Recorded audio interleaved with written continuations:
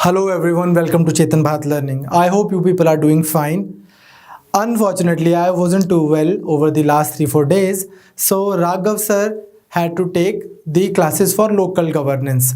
I hope you could understand panchayats and municipalities with him. Okay, आज हम start करेंगे एक नया छोटा सा चैप्टर. इस चैप्टर को आज ही स्टार्ट करके आज ही ख़त्म कर देंगे. ये है तो बहुत छोटा सा टॉपिक, लेकिन ये बहुत लो हैंगिंग फ्रूट है. इसका रीज़न क्या है? 2-3 साल में इस टॉपिक से क्वेश्चन एमसीक्यू आ जाता है, यूपीएससी में आ जाता है. और जितना आज आपको लेक्चर में पढ़ाना है उतने में से ही क्वेश्चन हो जाता है. एमसीक्यू एक आता है या एक सब्जेक्टिव क्वेश्चन आता है, इजीली हो जाता है जितना हम इसको आज कवर करेंगे. तो ऑल दो टॉपिक आज का छोटा है बट काम का है. ओके, तो चलो आज का हमारा टॉपिक जो है उसका नाम है यूनियंस टेरिटरी. अब एक सेकंड के लिए मैं आपसे एक स्टेप पीछे जाना चाहता हूँ. Now you have already seen कि हमारी कंट्री में जो पॉलिटिकल स्ट्रक्चर है वो कैसा है. Ours is a federal polity, जहाँ पे एक लेवल पे है हमारे पास यूनियन गवर्नमेंट, मोदी जी की गवर्नमेंट. उसके बाद आपने देख लिया कि हमारे पास में है स्टेट गवर्नमेंट्स. फिर आपने ये भी देख लिया कि स्टेट गवर्नमेंट्स के अंदर आती हैं पंचायत्स.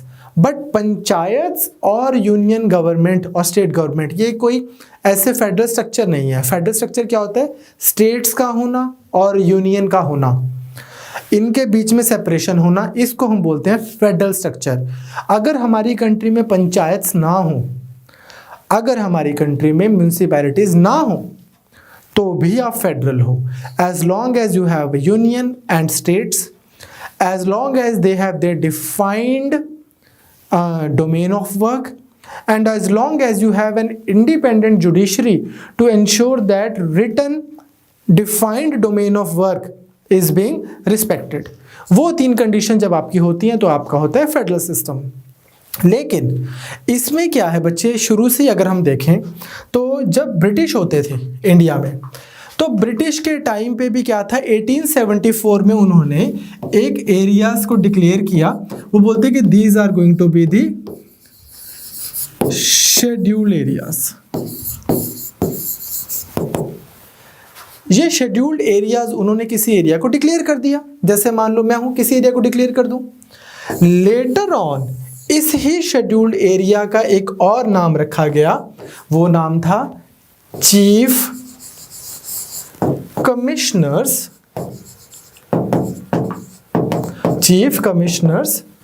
प्रोविंस. ऑल्सो एक, सॉरी मैं अभी टॉपिक से डाइवर्ट कर रहा हूं. आई होप अब आपको आपके पॉलिटी के सारे नोट्स मिल गए. मैंने जो आपको बोला था कि मैं आपको एक ही गो में A to Z सारे पॉलिटी के नोट्स प्रोवाइड कर दूंगा. हर एक वीडियो के नीचे सेम ही PDF लगी हुई है. From lecture number 1 to last lecture सारे पॉलिटी के नोट्स हैं. इवन जो lectures that I am going to take वो भी उसी में है. ठीक है, चलो अब क्या हुआ बच्चे कि सबसे पहले ब्रिटिश ने बोला किसी एरिया को कि ये शेड्यूल्ड एरियाज हैं. बाद में उन्होंने बोल दिया कि ये शेड्यूल्ड एरियाज को आज से हम बोलेंगे चीफ कमिश्नर्स प्रोविंस. इसके बाद में क्या हुआ? इसके बाद में हमारी कंट्री में इंडिपेंडेंस हो गई. जब हमारी कंट्री में इंडिपेंडेंस हुई तो जो इंडिया की टेरिटरी है, इस टेरिटरी को हमने किस तरह से शुरू में रीडिफाइन किया था, आपको याद होगा. लेक्चर नंबर 2 में हमने बोल दिया कि वो एरियाज जो पहले गवर्नर जनरल चलाते थे वो हो गए part A, area that was under the British India. दूसरा हो गया पार्ट बी. ये कौन सा एरिया है? जो प्रिंसली स्टेट्स थे, हमारे यहाँ के राजा with the permission of British rule करते थे. So British in certain parts of India were not ruling directly. There were Indian inherent Hindustan के ही किंग्स थे जो रूल कर रहे थे, बट ब्रिटिश से परमिशन लेके वो पार्ट बी में थे. पार्ट सी और डी, ये जो दो हैं ये बनी बाद में हमारी यूटीज. बेसिकली इंडिपेंडेंस के बाद हमने पार्ट सी और डी में भी कुछ चीजें रखी. पार्ट सी में क्या रखा? वही chief commissioners provinces, scheduled areas जो बाद में बने चीफ कमिश्नर प्रोविंस, वो बाद में बने पार्ट सी. और पार्ट डी में क्या था? Andaman and Nicobar. Clear? Gradually, जब ये तो हमने स्टार्टिंग में ऐसा किया, फिर उसके बाद 1956 में हमारी कंट्री में आ गया 7th कॉन्स्टिट्यूशनल अमेंडमेंट एक्ट और स्टेट रीऑर्गेनाइजेशन एक्ट, और फिर हमने एकदम से रीऑर्गेनाइजेशन कर दी थी। आपको याद होगा, मैंने आपको ऑलरेडी पढ़ाया हुआ है यूनियन में, आप दोबारा लेक्चर देख सकते हैं। तो रीऑर्गेनाइजेशन हो गई, होने के बाद हमने बना दी स्टेट्स और यूटीज। ग्रेजुअली बहुत सारी यूटीज बना दी थी, बहुत सारी यूटीज को फुल स्टेटहुड का भी टाइटल मिल गया। फॉर एग्जांपल हिमाचल प्रदेश पहले यूटी थी, फिर हमने इसको बना दिया स्टेट। सिमिलरली त्रिपुरा, मणिपुर, मिजोरम, अरुणाचल प्रदेश, गोवा, ये सब क्या थे? ये सब पहले थे यूटीज। धीरे धीरे धीरे इनको फुल स्टेटहुड मिल गई। अब जैसे आजकल आपने सुना होगा, अरविंद केजरीवाल जी इशू उठाते हैं that full statehood should be granted to the union territory of Delhi. अभी दिल्ली यूटी है कि इसको आप फुल स्टेटहुड ग्रांट करो। इस तरह के इश्यूज हैं जो हम मेंस में देखेंगे। Anyways, while I am delivering this lecture 2020 दिसंबर, हमारी कंट्री में 8 यूटीज हैं। क्लियर? सिंपल। तो कॉन्स्टिट्यूशन में आपको समझ आ गया कि किस तरह से हमने धीरे धीरे यूटीज आई। तो जैसे मैंने आपको बोला, शुरू में आपके पास में थी अंडमान एंड निकोबार, फिर आपने बनाई दिल्ली, फिर बनाई चंडीगढ़, फिर बनाई लक्षद्वीप। लक्षद्वीप के बाद आपने 2 और ऐड कर दी थी, Dadar and Nagar Haveli and Daman and Diu.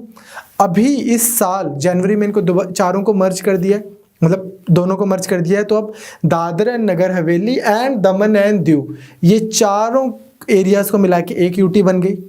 फिर पुडुचेरी बन गई थी।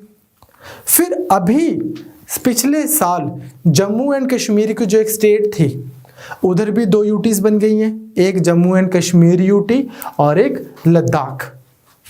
सो इस तरह से हमारी कंट्री में यूटीज बनती गई। क्लियर? अब बात ये आती है कि ये यूटीज एडमिनिस्टर कैसे होती हैं। Because I come from a UT, I come from Chandigarh, so I can tell you. मतलब बहुत लोगों को ये बड़ा सवाल सा उठता है कि यूटी एडमिनिस्टर कैसे होती होगी। जो यूटी होती है वो डायरेक्टली प्रेसिडेंट के थ्रू ही एडमिनिस्टर होती है। सो इवन दो, वैसे मैं आपको बता रहा हूं कि इवन दो हम इन सब एरियाज को जो मैंने मेंशन किए, Andaman and Nicobar, Chandigarh, Dadra and Nagar Haveli and Daman and Diu, Lakshadweep and then so on Puducherry, although ये सब आते एक ही कैटेगरी में है जिसको हम बोल रहे हैं UT, but there is no uniformity in their administrative system. In theory ये सारी यूटीज को कौन गवर्न करता है? Directly president. डायरेक्टली प्रेसिडेंट का मतलब क्या है कि यूनियन टेरिटरीज के साथ सेंटर का फेडरल स्ट्रक्चर नहीं है, पावर शेयरिंग नहीं है कि ये है यूटी का डोमेन, ये है यूनियन का डोमेन। जैसे स्टेट्स के साथ तो है। स्टेट्स तो आजकल फार्म बिल में बोल रही हैं कि यार इन्होंने कैसे फार्म बिल पे लेजिस्लेट कर दिया, है तो हमारा डोमेन था। यूटीज कैन नॉट से, चंडीगढ़ नहीं बोल सकता कि इस चीज़ पे हमें लेजिस्लेट करना था, गवर्नमेंट ऑफ इंडिया ने कैसे कर दिया, क्योंकि हम आते ही गवर्नमेंट इंडिया के अंडर है। वो हमारे पापा हैं, हम बच्चे हैं। इनके साथ में क्या है? स्टेट्स और सेंटर के वो बड़े भैया, ये छोटे भैया, हम पापा बच्चे, हमारा स्टेटस ये है यूनियन के साथ। सो ऑल्दो यूटीज एग्जिस्ट करती हैं बट फेडरल स्ट्रक्चर नहीं शेयर करती यूनियन के साथ। हर यूटी को एडमिनिस्टर करते हैं प्रेसिडेंट, इन अदर वर्ड्स यूनियन गवर्नमेंट। क्योंकि आपको मैं ऑलरेडी बता चुका हूं कि प्रेसिडेंट तो सब कुछ किसके अंडर करते हैं? प्राइम मिनिस्टर के, council of minister headed by the prime minister. अब प्रेसिडेंट भी खुद तो सब जगह जाके बैठ नहीं सकते, तो होता क्या है, प्रेसिडेंट हर एक यूटी में अपने एक रिप्रेजेंटेटिव को अपॉइंट करते हैं। वो कहीं पे उनको लेफ्टिनेंट गवर्नर बोलते हैं, कहीं पे उनको हम चीफ कमिश्नर बोल सकते हैं, कहीं पे उनको एडमिनिस्ट्रेटर बोल सकते हैं। क्लियर? प्रेसिडेंट स्पेसिफाई कर देते हैं कि क्या टाइटल होगा। ये लेफ्टिनेंट गवर्नर होंगे दिल्ली के, ये एडमिनिस्ट्रेटर होंगे चंडीगढ़ के, ये चीफ कमिश्नर होंगे इस एरिया के, ये एडमिनिस्ट्रेटर होंगे पुडुचेरी के। इस तरह से आप उसको अपॉइंट कर सकते हो। कौन? President.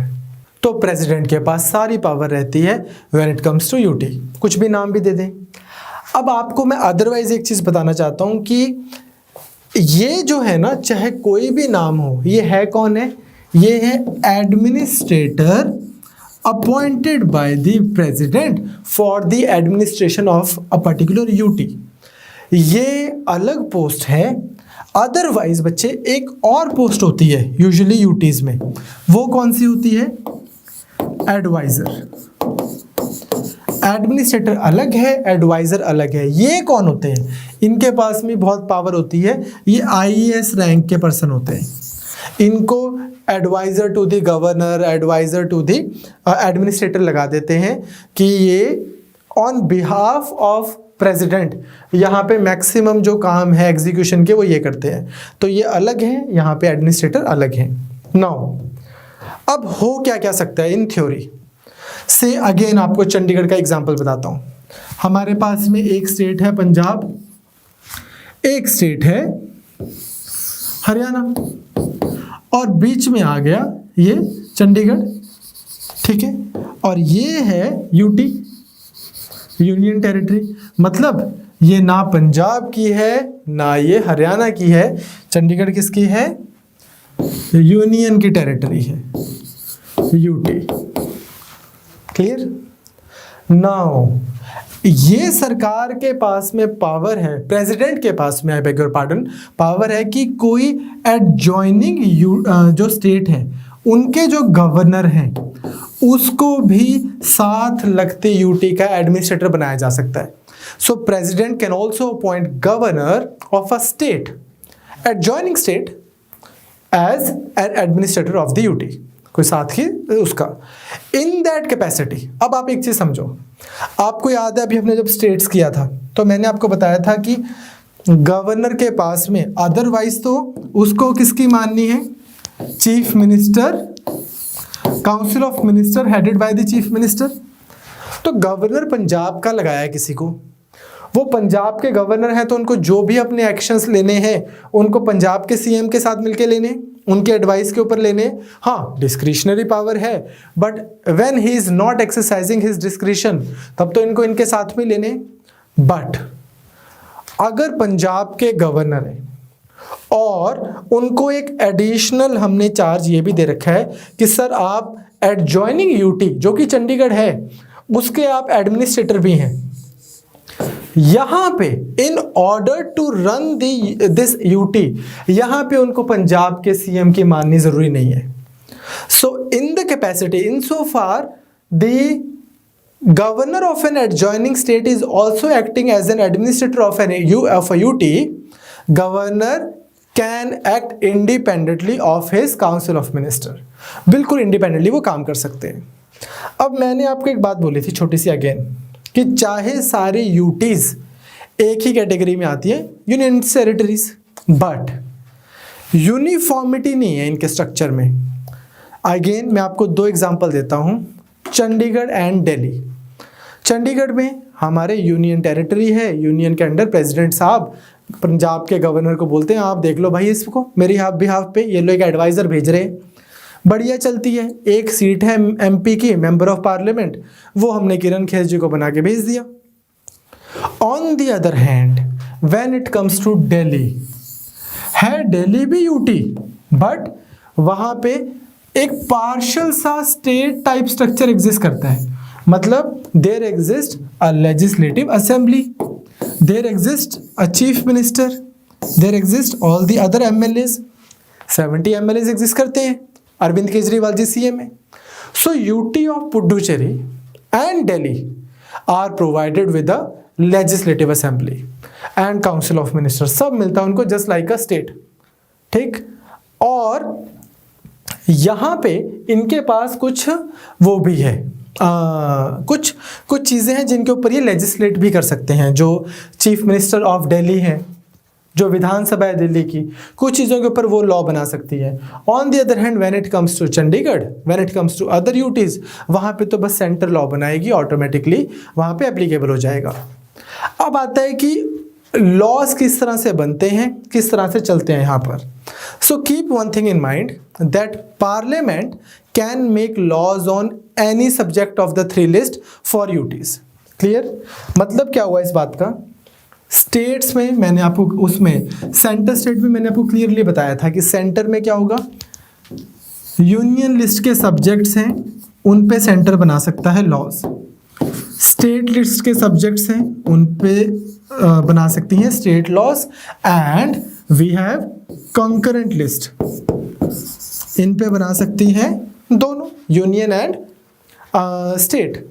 But when it comes to UT, for example Chandigarh police, law and order, agriculture अगर चंडीगढ़ में होता, कोई मर्जी ऐसा सब्जेक्ट हो, चाहे वो सेंटर की लिस्ट में आ रहा है, चाहे स्टेट की, चाहे कॉन्करेंट की, parliament that is union government can legislate on all the 3 subjects. But keep one thing in mind that legislative assemblies of Puducherry and Delhi, in UTs में 2 एक्सेप्शंस हैं, Delhi and Puducherry. They can also make laws on subjects from the state list. Of course, state list के ऊपर ही बना सकते हैं, क्योंकि उनके विधानसभा अगर दी है दोनों यूटीज को तो कुछ काम तो करवाएंगे उनसे, तो वो किस पे लॉ बना सकते हैं, स्टेट लिस्ट पे और कंकरेंट लिस्ट पे। बट इसमें भी क्या है, आपने बड़ी बार सुना होगा अरविंद केजरीवाल जी को बोलते हैं कि दिल्ली रेप कैपिटल बनती जा रही है, इतने रेप्स हो रहे हैं, आप क्या कर रहे हो, तो बोलते हैं कि भाई पुलिस मेरे अंडर ही नहीं है, जो दिल्ली की पुलिस है वो सीएम के अंडर ही नहीं है। तो यहाँ पे क्या है कि चाहे वो स्टेट और कॉन्करेंट लिस्ट पे ये 2 यूटीज में सब बना सकते हैं law, but except public order, except police, except land. So इन 3 चीज़ों को अगर हम छोड़ दें, public order, police and land, तो बाकी चीज़ों के ऊपर दिल्ली या पुडुचेरी की विधानसभा स्टेट सब्जेक्ट्स और कॉन्करेंट लिस्ट के सब्जेक्ट्स के ऊपर लॉ बना सकती है। ओके, अदरवाइज यूटीज में regardless of the list it is the parliament making laws. Clear? Now आपको एक चीज और समझनी है कि parliament can establish a high court for a UT और put it under the jurisdiction of a high court of an adjacent state. Again इसके दोनों एग्जांपल यही देता हूं आपको। दिल्ली है, एक यूटी है, लेकिन उसकी एक अपनी हाई कोर्ट है जिसको हम बोलते हैं Delhi high court. In fact Delhi is the only UT that has its own high court since 1966। On the other hand look at Chandigarh. Chandigarh एक यूटी है, बट वो किसके अंडर आती है, Punjab and Haryana high court. Coincidentally Punjab and Haryana high court की भी एक single he, Punjab and Haryana की भी एक सिंगल हाई कोर्ट है। बट अगर अलग अलग होती, मान लो हाइपोथेटिकली स्पीकिंग, हमारे पास एक हाई कोर्ट हो पंजाब हाई कोर्ट, एक हो हरियाणा हाई कोर्ट, तो पार्लियामेंट क्या कर सकता है, चंडीगढ़ को अपनी खुद की हाई कोर्ट भी दे सकता है कि ये लो भाई चंडीगढ़ की एक अपनी हाई कोर्ट होनी चाहिए, पार्लियामेंट कर सकता है। या फिर क्या कर सकता है, चंडीगढ़ को पंजाब की हाई कोर्ट के साथ में भी बोल सकता है कि यार I am putting you under jurisdiction of Punjab high court और we are putting you under the jurisdiction of Haryana high court. But ये आप यूटी के केस में कर सकते हो। आप ये नहीं कर सकते कि आपने बोला गुजरात को कि सुनो भाई आज से तुम्हारे ये जो मध्य प्रदेश की हाई कोर्ट है इसकी जुरिस्डिक्शन ही है तुम्हारे ऊपर भी। क्लियर? वो है इधर के केस में। तो सिमिलरली अगर आप देखोगे बहुत सारी यूटीज को, फॉर एग्जांपल ये Dadar and Nagar Haveli and Daman and Diu है, ये किसके अंडर है, बॉम्बे हाई कोर्ट के। अंडमान एंड निकोबार, ठीक, ये भी उसके अंडर है, I think Calcutta high court के अंडर है। Chandigarh Punjab and Haryana high court के अंडर है। लक्षद्वीप केरला हाई कोर्ट के अंडर है। Puducherry I think Madras high court के अंडर है। तो इस तरह से आपने एडजॉइनिंग स्टेट के अंडर लगा दिया, एडजॉइनिंग यूटी को उसकी जुरिस्डिक्शन दे दिया। अब ऐसा है ना, देखो चंडीगढ़ में किसी पर्सन ने किसी दूसरे पर्सन की चोरी कर ली तो वो कौन से हाई कोर्ट में जाए, चंडीगढ़ की तो खुद की कोई हाई कोर्ट है नहीं। Punjab and Haryana high court. Similarly Andaman and Nicobar में कोई कोर्ट केस है, वो कहाँ जाए? या तो उसकी खुद की हाई कोर्ट हो या फिर कैलकाटा हाई कोर्ट। पुडुचेरी में similarly you can go to Madras high court and so on. समझ आ रहा है बेसिक सा? तो है क्या? अब आप पूछोगे कि ये कुछ एरियाज अपने अंडर रखे क्यों हुए, यूटीज इन फर्स्ट प्लेस बनाई क्यों है? इसके बहुत सारे रीजंस हैं। पहला तो रीजन क्या होता है, स्ट्रेटेजिक रीजन। जैसे अंडमान एंड निकोबार है, J&K आज की डेट में हम बात करें, लद्दाख की आज की डेट में बात करें, सेंटर को लगता है कि अगर ये वाले एरियाज हम अपने कंट्रोल में रखेंगे तो क्या रहेगा, स्ट्रेटेजिकली इंपॉर्टेंट है। अंडमान एंड निकोबार में नेवी के बेस बनाने, अंडमान एंड निकोबार में बहुत स्पेशल ट्राइब्स रहती हैं जिनको सेंटर को लगता है कि हम खुद ही प्रोटेक्ट कर सकते हैं। J&K में एक 70 साल से चला आ रहा सेक्शन 370 हटाया है, आर्टिकल 370, तो उनको लगता है कि हम पूरा लॉ एंड ऑर्डर मेंटेन करके पीसफुली ट्रांजिशन कर देंगे J&K का। ठीक, सिमिलरली लद्दाख का, इस तरह के रीज़न हो सकते हैं। फिर उसके बाद में कई बार आप किसी एरिया का कल्चरली भी उसको सेव करना चाहते हो। फॉर एग्जांपल पुडुचेरी है, for example at one time Goa था, for example Andaman and Nicobar ही लगा लो। तीसरा, कुछ एरियाज ऐसे होते हैं जो किसी एक स्टेट का आप उसको शेप नहीं दे सकते, इकोनॉमिकली वाइबल नहीं है, पॉलिटिकली वाइबल नहीं है, छोटा सा एरिया है, बट किसी एक स्टेट में आप उसको ऐड भी नहीं कर सकते। चंडीगढ़ फॉर एग्जांपल, आपको समझ नहीं आ रहा कि इसको पंजाब में ऐड करें या हरियाणा में ऐड करें, इंडिपेंडेंट आप इसको स्टेट बना नहीं सकते, छोटी सी सिटी है एक, तो व्हाट टू डू, तो दिस थिंग। सिमिलरली आपके और एडमिनिस्ट्रेटिव रीजन हो सकते हैं, फॉर एग्जांपल दिल्ली। अब आपको लगता है कि दिल्ली है, दिल्ली में हमारा पार्लियामेंट है, दिल्ली में हमारी सुप्रीम कोर्ट है, दिल्ली हमारी कैपिटल है, यहाँ पे यूनियन की बहुत ज़्यादा प्रेजेंस है, सारी मिनिस्ट्रीज दिल्ली में बैठी है। अब इमेजिन करो कि ये सारे ऑफिसेस, सब कुछ, all of that is under the administrative control of Arvind Kejriwal, किसी भी स्टेट के सीएम, तो उसमें बात बनती नहीं। तो इसलिए ऐसा लगता है मल्टीपल रीजन से कुछ एरियाज को आपको डायरेक्टली अंडर द यूनियन रखना पड़ता है, वैसे ही रखे हुए हमने। अब इसमें आपको एक बेसिक सा सिस्टम भी समझ आ गया कि कुछ यूनिफॉर्मिटी नहीं है, कि डिफरेंट यूटीज के साथ डिफरेंट तरीके से बिहेव किया जा सकता है। मैंने आपको कुछ एग्जाम्पल्स भी बताए। अब यहाँ पे आपको एक दो चीज़ और छोटी सी समझनी है, वो एग्जाम के पॉइंट ऑफ व्यू से जो इंपॉर्टेंट है वो है स्पेशल स्टेटस टू दिल्ली।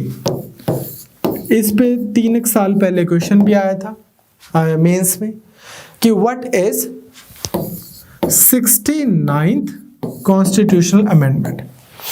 तो बच्चे 69th कॉन्स्टिट्यूशनल अमेंडमेंट जो हुई थी वो हुई थी 1991 में।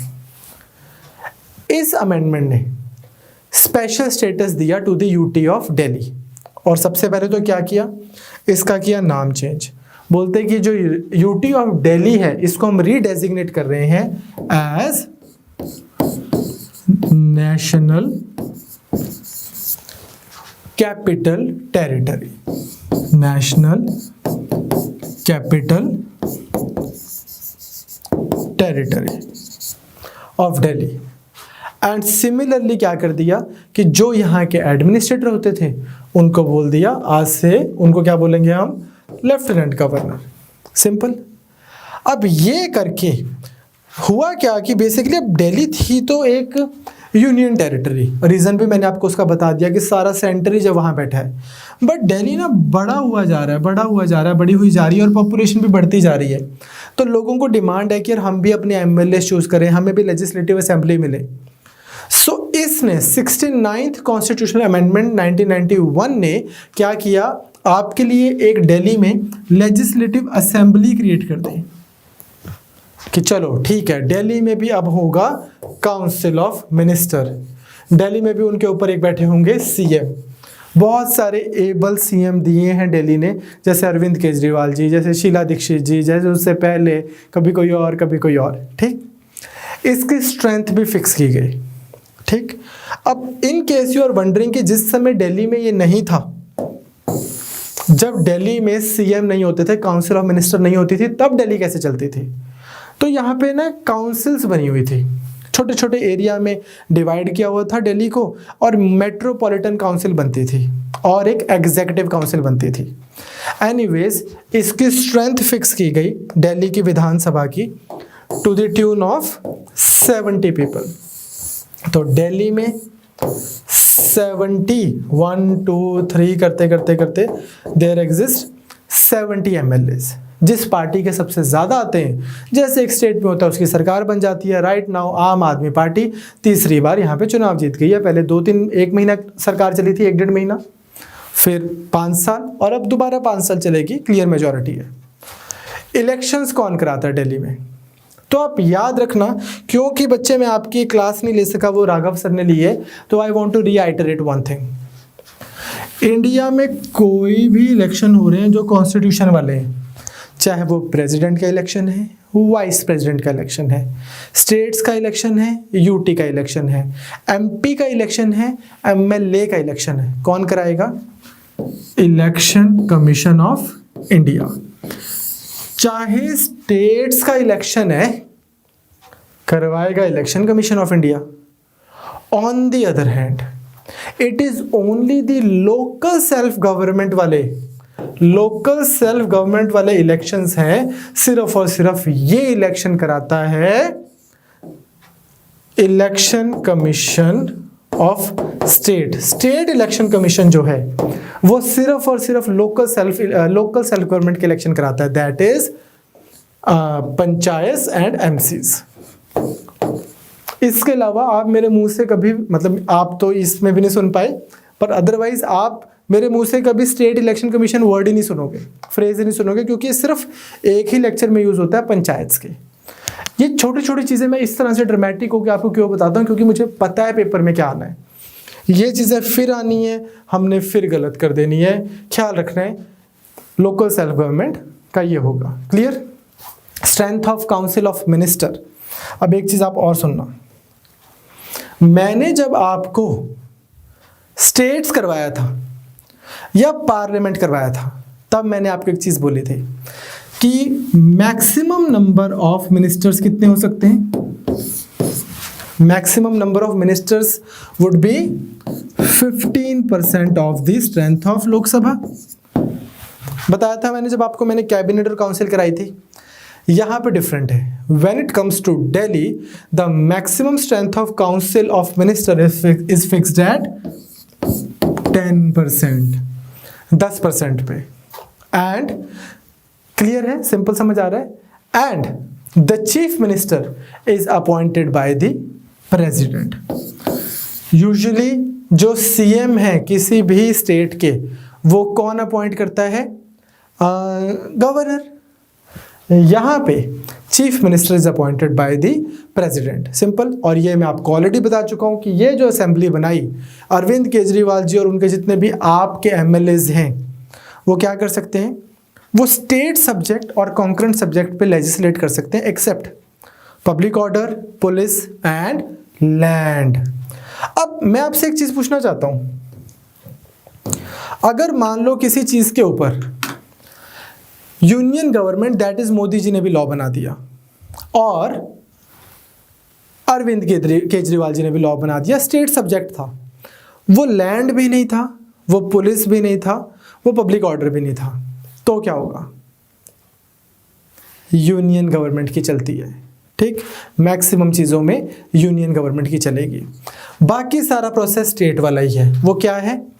वो यही है बच्चे कि जैसे किसी भी सीएम को सीएम बनने का हक तब तक ही है जब तक कि वो अपनी स्टेट की लेजिस्लेटिव असेंबली में मेजॉरिटी में है। सिमिलरली दिल्ली के लिए भी ट्रू है, जब आपने विधानसभा ही बना दी तो बस फिर CM and other ministers are holding office with the pleasure of the president. जिस तरह से किसी भी स्टेट का गवर्नर प्रेसिडेंट को रिपोर्ट भेज सकते हैं कि you know what, this state is not being governed as per the constitution, तो फिर वहां पे इमरजेंसी लग सकती है। सेम चीज यहां पे भी हो सकती है, एग्जैक्टली सेम चीज इन case of failure of constitutional machinery. ठीक, चाहे गवर्नर ने रिपोर्ट भेजी है चाहे नहीं भेजी, president can suspend this council of minister की बेटा मैं खुद चला लूँगा, वो कोई भी नेसेसरी प्रोविजन लेके आ सकते हैं। ठीक, क्लियर, बिल्कुल सिंपल है। अब इसमें आप एक और चीज़ याद रखना कि हमने गवर्नर के केस में कुछ डिस्क्रिशंस की थी। वो क्या डिस्क्रिशंस थी कि अगर कोई भी बिल विधानसभा से पास होकर गवर्नर के पास जाता है, weather he should be reserving that bill for the president और नॉट, ये गवर्नर की डिस्क्रिशन है। और किसी भी मैटर में गवर्नर को अपनी डिस्क्रिशन यूज करनी चाहिए थी क्या नहीं, ये itself is governor's discretion. This fact is equally true here as well. ये प्रेसिडेंट के केस, इधर यूटी के केस में भी ट्रू है कि वेदर गवर्नर जो है उसको, लेफ्टिनेंट गवर्नर को अपनी डिस्क्रिशन में एक्ट करना चाहिए कि नहीं, वो भी उन्हीं की डिस्क्रिशन है। क्लियर। उसके बाद यूजुअली क्या होता है, अगर स्टेट में, यूटी में दिल्ली लगा लो आप, पुडुचेरी लगा लो, अगर इन दो यूटीज में इलेक्शन जब होते हैं एमएलए के, उस पार्टी की गवर्नमेंट आ जाए जिसकी इंडिया में भी है, फॉर एग्जांपल इंडिया में मनमोहन सिंह और स्टेट में शीला दीक्षित दिल्ली में, तो शीला दीक्षित जी और मनमोहन सिंह जी जब थे तो सेंटर और यूटी ऑफ दिल्ली बहुत हार्मनी में चलता था। फिर जब सेंटर में हुए मनमोहन सिंह जी और स्टेट में आई Aam Aadmi Party, Arvind Kejriwal ji, now problem not getting along well. फिर अगेन इधर आ गए मोदी जी सेंटर में और यहाँ पे आम आदमी पार्टी, नाउ प्रॉब्लम। तो ये अनफॉर्चुनेटली जो स्टेट्स के लिए ट्रू है वो यहाँ पे भी ट्रू है, but otherwise day to day चलाने के लिए यूटीज़ को हमारे पास में बहुत सारी छोटी छोटी कमिटीज़ बैठी होती हैं, ठीक, एडवाइजरी कमिटीज़ बैठी होती हैं और उनके थ्रू ये सारी की सारी स्टेट्स यूटीज़ जो हैं प्रॉपरली चलती हैं। आई होप आपको एक बेसिक सा छोटा सा टॉपिक समझ आया होगा। मैंने आपके जो नोट्स हैं, जो आपको कंसोलिडेटेड पीडीएफ के नाम से जो नोट्स मिले हैं, उसमें एंड में मैंने आपको ये बताया हुआ है कि यूटीज़ बनी कैसे है एज ऑफ 2020, बिल्कुल अपडेटेड है वो जो नोट्स हैं। अगर अब कोई भी चेंज होगा आपने इन नोट्स को अपडेट कर लेना है। क्लियर। तो अभी रिसेंटली क्या हुआ है, Dadar and Nagar Haveli and Daman and Diu, इनको बना दिया गया है एक सिंगल यूटी। सिमिलरली क्या हुआ है, अगस्त 2019 में पार्लियामेंट ने एक बिल पास किया जिसका नाम था Jammu and Kashmir reorganisation act. इसने क्या कर दिया, जम्मू एंड कश्मीर को 2 यूटीज में बना दिया है, एक जम्मू एंड कश्मीर और दूसरी लद्दाख। क्लियर। तो this winds up our topic called the UTs and the territory of the union. तो अब आपको एक बेसिक सा आइडिया समझ आ गया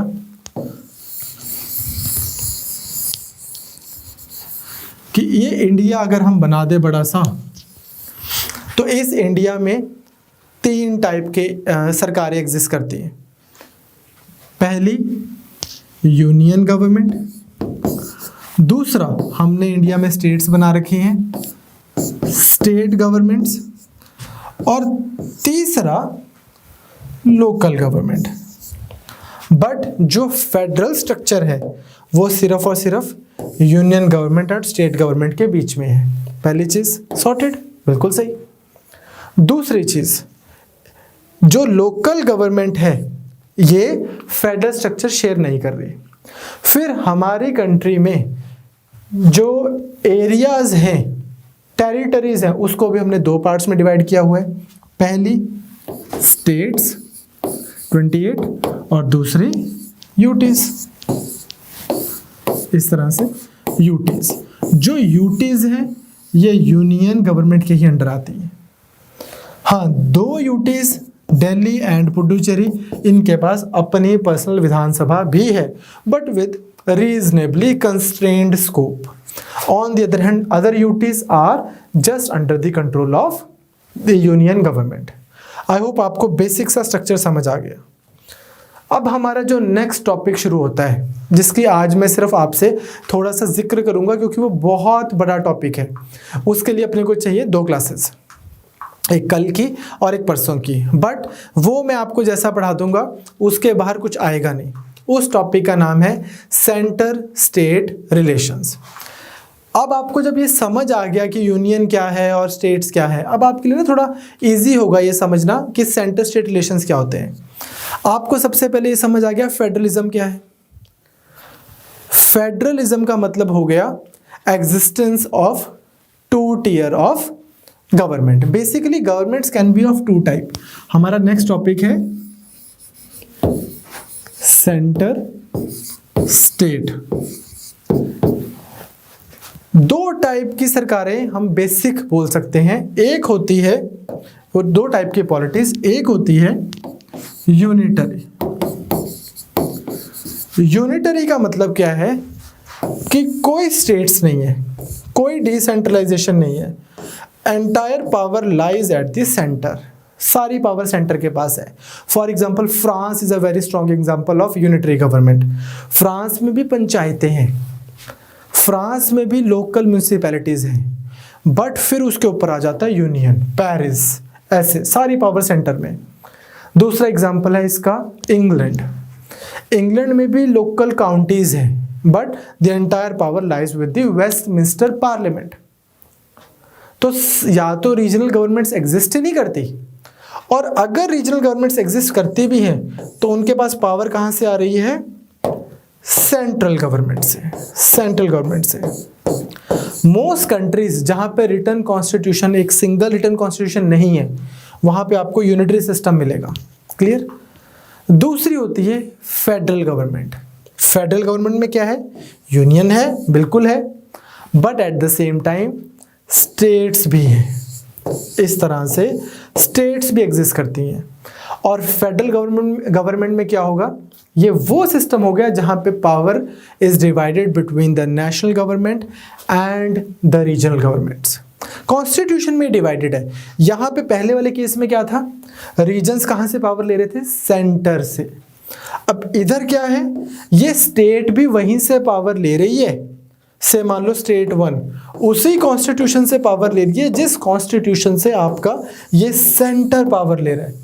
तो स्टेट जो है ऐसा नहीं है कि ये भाई कुछ एहसान कर दिया सेंटर ने, as the case it is in unitary system. Unitary system में यूनियन ने किसी स्टेट पे एहसान कर दिया, किसी रीजन पे, लो बेटा तुम्हें भी थोड़ी पावर दे दी। यहाँ पे क्या है? वो जो सैक्रोसेंट डॉक्यूमेंट है यूनियन कॉन्स्टिट्यूशन, जहां से पावर यूनियन के पास आ रही है वहीं से पावर्स, जिस डॉक्यूमेंट से पावर यूनियन के पास आ रही है उसी डॉक्यूमेंट से स्टेट के पास आ रही है। फिर इस डॉक्यूमेंट को अच्छे से प्रोटेक्ट किया जा रहा है कि नहीं किया जा रहा, इसके लिए आपके पास टॉप पे है independent judiciary. Clear? So Britain, France, Japan, China, Belgium, Switzerland, Norway, Spain, ये सब क्या है? यूनिटरी पावर अपने पास रखते हैं। United States of America, did I say Switzerland? I stand corrected. United States of America, Switzerland, Australia, Canada, Russia, Brazil, Argentina and India, we all have federal model. अब इसमें सवाल आता है कि वर्ड फेडरेशन इंडिया में कहीं पे use नहीं हुआ कॉन्स्टिट्यूशन में। हमारा जो आर्टिकल 1 था उसने क्या बोला था कि इंडिया जो है is a union of states. तो चाहे हमने union of states word use किया है, अंबेडकर जी से पूछा गया था कि यार आप यूनियन ऑफ स्टेट्स वर्ड क्यों यूज कर रहे हो, फेडरेशन ऑफ स्टेट वर्ड क्यों नहीं यूज कर रहे? ये अपना आप ध्यान से सुनो मेरी बात। आज है ईयर 1947। क्या आज ऐसा था कि ऑलरेडी आपके पास में स्टेट्स एग्जिस्ट करती हों? यूपी, एमपी से राजस्थान से कोई और स्टेट, पंजाब, हिमाचल, कि यार स्टेट्स एग्जिस्ट करती थी ऑलरेडी। फिर उसके बाद वो सब स्टेट्स इकट्ठी हुई, उनको लगा, एमपी वालों को और यूपी वालों को लगा ये काम करते हैं, लेट्स क्रिएट अ यूनियन बनाते हैं ताकि जब कोई बाहर से हमारे ऊपर अटैक करने आएगा तो हम उसको अपने आप को बचा लेंगे। तो मैक्सिमम पावर हम अपने पास रखते हैं, डिफेंस, करेंसी, ऐसी वाली पावर हम सब एक यूनियन गवर्नमेंट बना के उस गवर्नमेंट में दे देते हैं। हमारी कंट्री में तो ऐसा नहीं था कि स्टेट्स ऑलरेडी एग्जिस्ट कर रही थी और उन्होंने कुछ पावर्स अपनी सरेंडर करके एक बहुत बड़ी यूनियन बना दी। पूल तो नहीं किया ना उन्होंने, ऐसे बिल्कुल नहीं किया, पहली चीज। बट यूएसए में तो ऐसे हुआ है। Indian federation is not a result of an agreement among the states like the American federation. वहां पे स्टेट्स थी, वो इकट्ठी हुई। हमारे यहां पे क्या था, ब्रिटिश गए, इंडिया आ गया, इंडिया ने फिर स्टेट्स बनाई। सो ना कि स्टेट्स इकट्ठी होकर इंडिया बनाया, इंडिया ने स्टेट्स बनाई हैं, पहली चीज।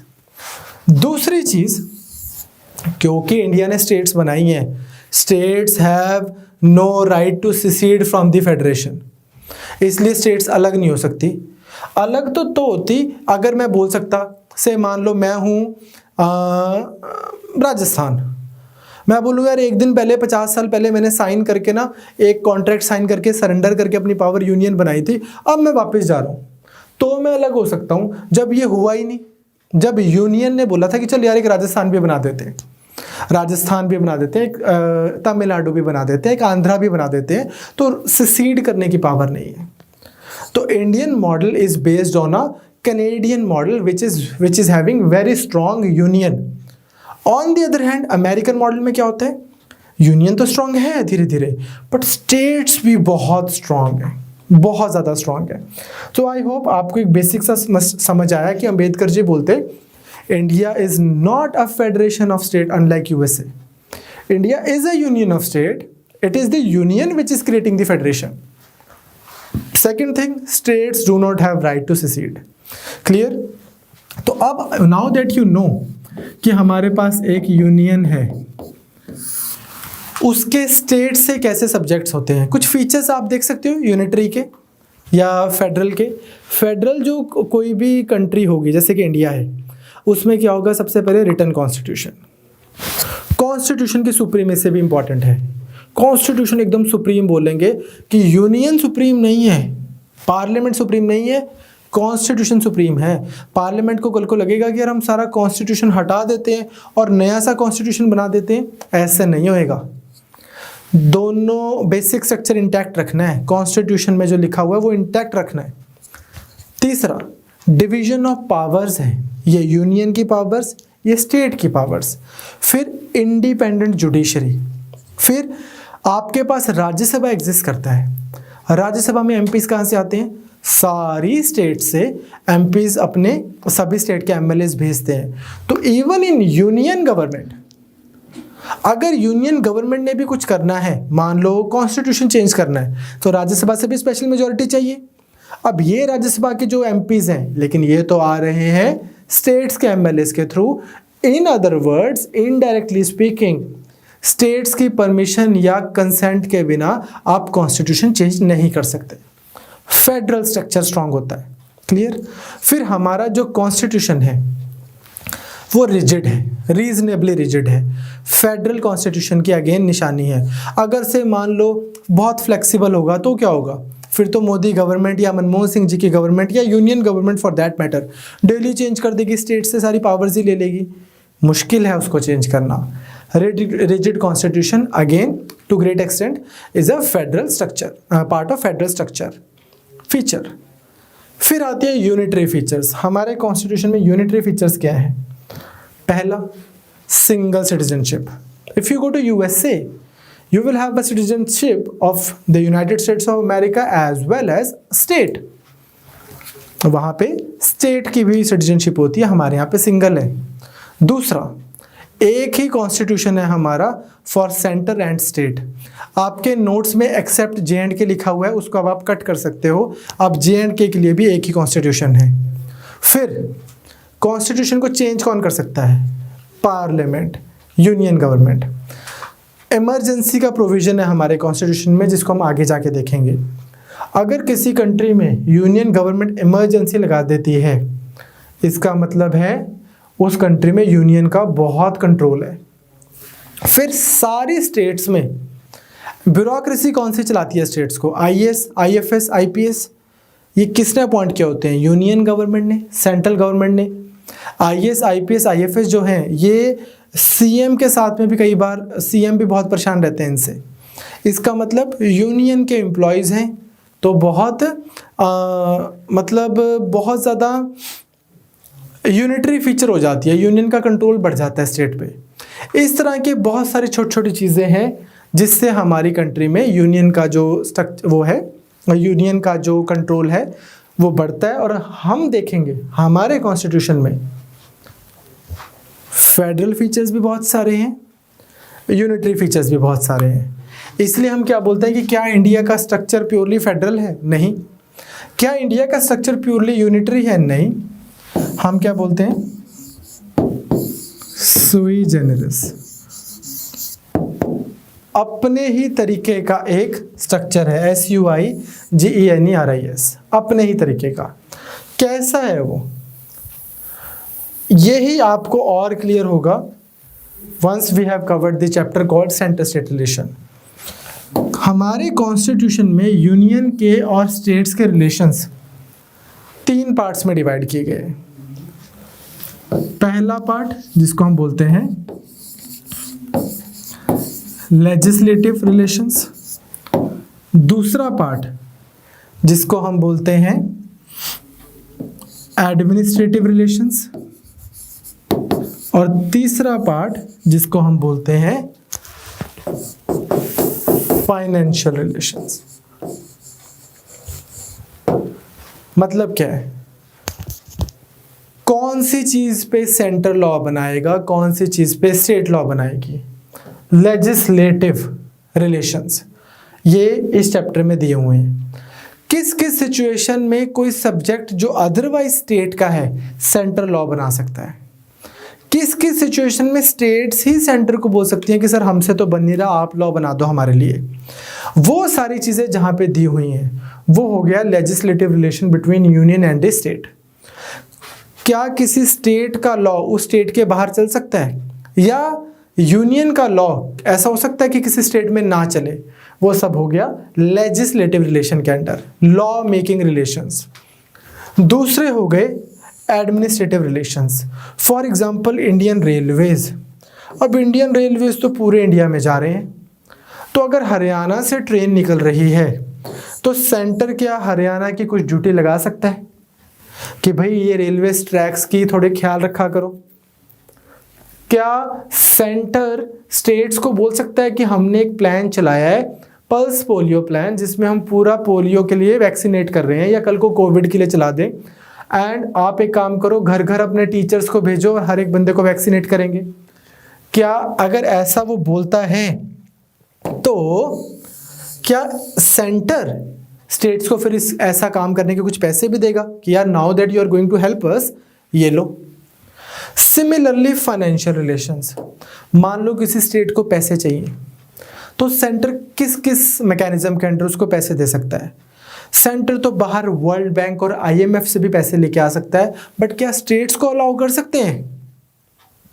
फिर अगर किसी स्टेट में प्रॉब्लम होगी और उनको एक्स्ट्रा पैसे चाहिए तो वो कैसे मिल सकते हैं? हमारा GST कैसे चार्ज होगा और किस तरह से वो डिवाइड होगा सेंटर और स्टेट्स में?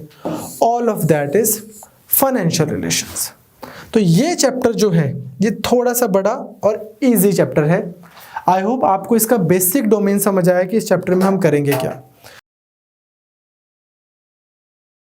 Last point where we left was कि 3 टाइप्स ऑफ रिलेशंस जिनमें हम डिवाइड करते हैं सेंटर और स्टेट्स को।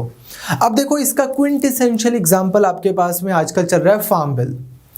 फार्म बिल के ऊपर 2 कंट्रोवर्सीज हैं। एक कंट्रोवर्सी ये है कि is it going to help the farmers और is it going to be detrimental to the farmers.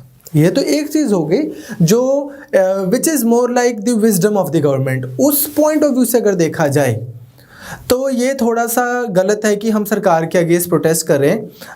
अगर सरकार को इकोनॉमिक पॉलिसी लेके आना चाहती है और वो पूरे इंडिया के लिए इकोनॉमिक पॉलिसी लेके आ रही है और किसी एक स्टेट को नहीं पसंद आ रही, तो फिर अभी इलेक्शन होंगे हम उसको हटा देंगे सरकार को। पर आप इस तरह से तो फिर कभी भी कोई भी लॉ आएगा, ऐसे हमारी कंट्री कैसे चलेगी कि कभी कोई भी लॉ आएगा बच्चे किसी ना किसी सेक्शन को तो उससे बहुत ज़्यादा सीवियर प्रॉब्लम होगी। तो हम ऐसे दिल्ली को अगर घेरने लग जाएंगे हर एक लॉ के बाद तो nothing will ever get done.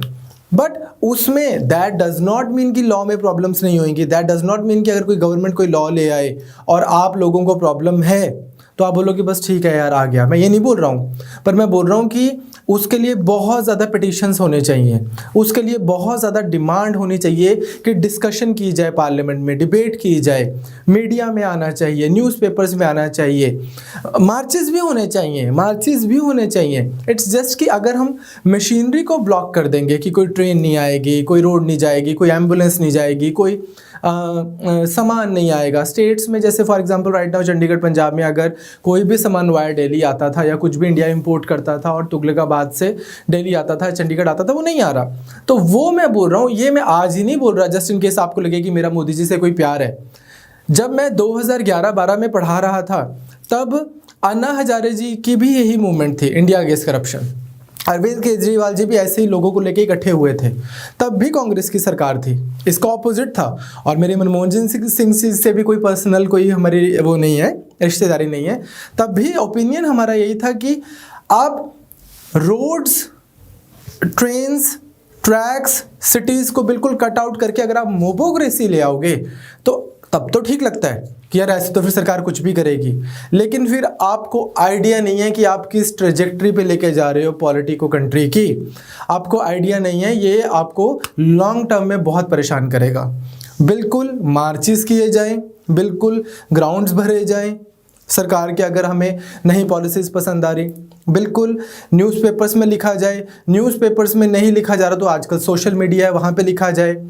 Government की बहुत सारी जो चीज़ें हैं उसका आप डिसअप्रूव कर दो। जैसे फॉर एग्जांपल अभी जब मीटिंग के लिए बुलाया फार्मर्स को सेंट्रल गवर्नमेंट ने, तो फार्मर्स ने गवर्नमेंट का दिया हुआ पानी नहीं पिया, फार्मर्स ने गवर्नमेंट का दिया हुआ खाना नहीं खाया, ठीक है, ठीक है, उनका एक अपोज करने का तरीका है, फेयर इनफ। आप इस तरह से आप ये बोल सकते हो कि यार we are not cooperating with the government, we are not going to take anything, जो उनसे हम राइट वे में, थोड़ा सा गांधीयन वे में आप वो करते हो, रिवोल्ट करते हो। बट गांधी जी की एक बहुत बड़े पॉलिटिकल थिंकर हैं, वो बोलते हैं गांधी जी की एक जो सबसे अनफॉर्चुनेट लेगेसी हुई उस समय के हिसाब से तो ठीक था, ब्रिटिश के हिसाब से, वो है सिविल डिसोबीडियंस। जो हमारी कंट्री में सिविल डिसोबीडियंस का कल्चर आ गया है कि स्ट्रीट लाइट्स तोड़ दो, बसें जला दो, ट्रैफिक जैम्स कर दो, हाईवेज ब्लॉक कर दो, ट्रेन्स ब्लॉक कर दो। इससे अगर हम हर एक लॉ जो किसी भी सेक्शन को पसंद नहीं आएगा अगर हम वैसे करने लग जाएंगे, जाट्स को अगर रिजर्वेशन चाहिए तो हाईवे बंद कर दो, गुजर्स को रिजर्वेशन चाहिए हाईवेज और रोड्स बंद कर दो, फार्मर्स को बिल नहीं पसंद आया रोड्स और हाईवेज पसंद बंद कर दो, कल को ऐसे तो फिर आप हाईवेज चला के दिखा दो। One thing we again need to keep in mind, again, दुनिया की सबसे लार्जेस्ट पॉलिटिकल पार्टी है बीजेपी। इसका मतलब क्या है, कल को जब सेंटर में कांग्रेस की सरकार आएगी तो भी अगर इनकी लोगों ने वोट ना भी डाली तो भी इनके पास इतने लोग हैं कि ये भी अगर अपने लोगों को ऐसे चैनलाइज करने लग जाएंगे ना, मोबिलाइज करने लग जाएंगे कि दिल्ली घेरते हैं, हम भी बताते हैं कैसे ऑपोजिशन किया है, तो फिर कंट्री नहीं चल सकती। इतने लोग हैं इनके पास कि ये दिल्ली को इस तरह से घेर लें।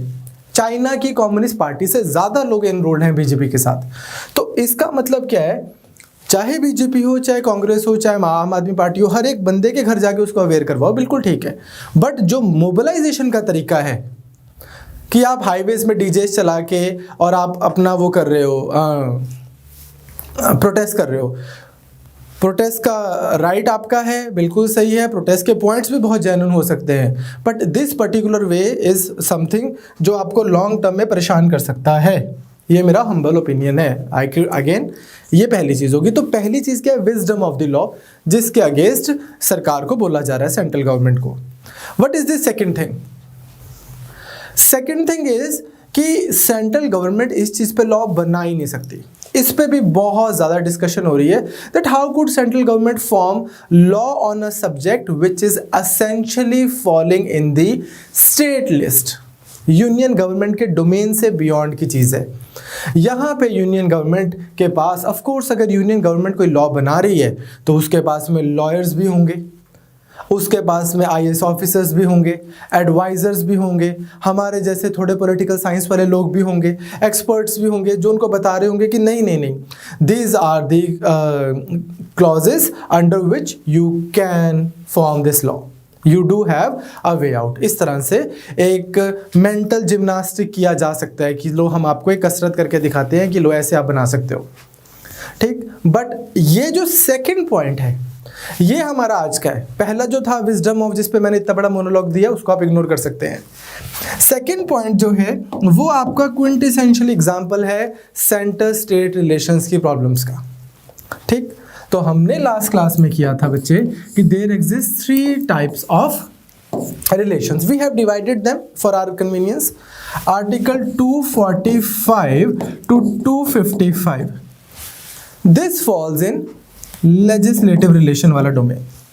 What do mean by legislative relations, कि किस चीज के ऊपर और किस किस सिचुएशन में सेंटर लॉ बना सकती है एंड स्टेट बना सकती है, इनके relations.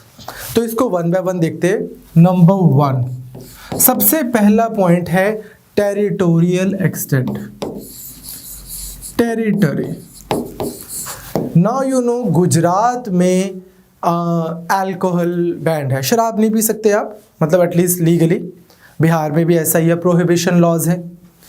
But that does not mean कि केरला वाले नहीं पी सकते केरला में, दैट डज नॉट मीन कि पंजाबी नहीं पी सकते हाईवेज पे। दो चीजें जो हैं वो डिफरेंट है।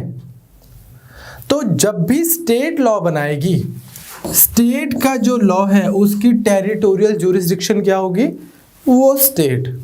जब पार्लियामेंट लॉ बनाएगा, पार्लियामेंट ने कोई लॉ बना दिया, that law will be valid for the entire union. Clear? A state legislature can make laws for the whole और any part of the state. आप इसको भी ध्यान रखना कि ऐसा भी हो सकता है कि किसी स्टेट लेजिस्लेचर ने किसी डिस्ट्रिक्ट के लिए लॉ बना दिया। ऐसा नहीं है कि अगर से मान लो कोई लॉ बना दिया पार्लियामेंट ने तो वो असेंशियली पूरे इंडिया में ही चलेगा। अगर उन्होंने बनाया ही किसी स्टेट के लिए, अगर उन्होंने बनाया ही किसी स्पेशल एरिया के लिए, तो उनके पास वो पावर है। बट वो पूरे इंडिया के पास के लिए भी लॉ बना सकते हैं, ये उनकी पावर है, उनकी लिमिटेशन नहीं है, ठीक। बट स्टेट के साथ में क्या है, स्टेट किसी एरिया के लिए बना सकती है या फिर मैक्सिमम अपने स्टेट के लिए लॉ बना सकती है, territorial extent. But what about extra territorial legislation, ये क्या मतलब हुआ? Let's take this is south India. उसके बाद यू हैव दिस, हमारे पास हमारा कोस्ट है, ये आ गया हमारा एक्सटेंडेड इकोनॉमिक जोन। समुद्र में इंडिया की शिप चल रही है, या फिर इंडियन सिटीजन जो हैं वो रहते हैं किसी दूसरे एरिया में, किसी any part of the world, कहीं और रहते हैं। इनके ऊपर एक तो ये जहां रह रहे हैं वहां के लॉज लगेंगे। Let me give you an example. Let's take कोई पर्सन ए है जिसने इंडियन सिटीजन है, इंडिया में शादी कराई है, इंडिया में शादी रजिस्टर्ड है। ये पर्सन अब रहते हैं कनाडा में अपनी वाइफ के साथ। तो एक तो उनको वहाँ का लॉ फॉलो करना है, वहाँ के रूल्स रेगुलेशन फॉलो करने हैं। बट अगर इनको अपना डिवोर्स फाइल करना है तो इनके ऊपर इंडिया वाला लॉ लगेगा ना, इधर वाला पार्लियामेंट वाला। You understand? So territorial jurisdiction जो है वो पार्लियामेंट की चलेगी ना, एक्स्ट्रा टेरिटोरियल ज्यूरिसडिक्शन भी पार्लियामेंट की चलेगी बियॉन्ड इंडिया। Number 1 clear? इसमें एक एक्सेप्शन है, कुछ एरियाज है हमारी कंट्री में जो बहुत स्पेशल एरियाज है। मान लो असम का कोई स्पेशल एरिया जहाँ पे कोई बहुत वल्नरेबल ट्राइब रहती है, नॉर्थ ईस्ट का कोई और स्पेशल एरिया जहाँ पे कोई बहुत वल्नरेबल ट्राइब रहती है। Now in order to empower, in order to preserve, in order to inherently protect that tribe, हम उस एरिया के गवर्नर को, उस स्टेट के गवर्नर को कुछ पावर्स दे सकते हैं। That the governor can be empowered to direct that an act of the parliament does not apply to this scheduled area. कि पार्लियामेंट ने पूरा लॉ बनाया है, पूरे इंडिया के लिए ट्रू है, but not for this little piece of land. और ये भी बोल सकते हैं कि ठीक है ये लॉ इन एरिया में भी लगेगा with certain modification, certain exceptions. Second, अब ये तो हो गया एरिया, क्लियर है। सेकंड है सब्जेक्ट्स। तो सब्जेक्ट्स की भी हमारी 3 फोल्ड डिस्ट्रीब्यूशन हुई है। पहली डिस्ट्रीब्यूशन जो है वो है लिस्ट 1। लिस्ट 1 का मतलब क्या है? Union list. Union list, these are the subjects on which the union government, that is the parliament, can legislate. Second, list second list को हम क्या बोलते हैं? State list. These are the subjects on which the state governments can legislate. जैसे शराब, example दिया मैंने, अब किसी स्टेट को बैन करनी है तो वो कर सकता है। एग्रीकल्चर, जिस पे सारी लड़ाई चल रही है फार्म बिल्स में कि अरे ये तो हमारा सब्जेक्ट था। या फिर से law and order, police. Third होता है इधर ही लिस्ट 3, जिसको हम बोलते हैं कंकरेंट लिस्ट। कंकरेंट लिस्ट, इसके ऊपर सेंटर भी लेजिस्लेट कर सकता है, स्टेट भी लेजिस्लेट कर सकता है। सिंपल, बिल्कुल इजी है। सेंटर भी स्टेट भी। तो अगर किसी लॉ के ऊपर दोनों ने लेजिस्लेट कर दिया फिर क्या होगा? फिर दोनों के लॉ चलेंगे in the basic sense. But अगर लॉ कॉन्ट्राडिक्टरी है फिर क्या होगा? फिर सेंटर का लॉ, यूनियन का law shall prevail over the state का लॉ। मोटा मोटा मैं आपको बता रहा हूं अभी, क्लियर? ये तो हो गई हमारे पास में 3 list. So parliament has exclusive right over this. अब ये मैंने ये तो बोल दिया लिस्ट 1, लिस्ट 2, लिस्ट 3। अब इसके अंदर कितनी चीजें लिखी हुई होंगी और कौन सी चीजें लिखी होंगी ये हमें कैसे पता लगेगा? जब आप, आई होप अगेन आपने ऐप कोई डाउनलोड कर रखी है कॉन्स्टिट्यूशन ऑफ इंडिया के लिए। मैंने आपको बार बार बोलता हूँ कि आप प्ले स्टोर पे या ऐप स्टोर पे अगर आप सर्च करोगे कॉन्स्टिट्यूशन ऑफ इंडिया तो कोई भी अच्छी जो आपको पूरा डॉक्यूमेंट दे रहा है वो आप डाउनलोड कर लो, unless you have a book on bare act. तो जब आप इसको देखेंगे तो हमारे शेड्यूल्स में शेड्यूल नंबर 7, उसमें इस तरह से एंट्रीज दे रखी है, entry number 1, entry number 2, entry number 3 and so on. Almost यहाँ पे 97 एंट्रीज हैं।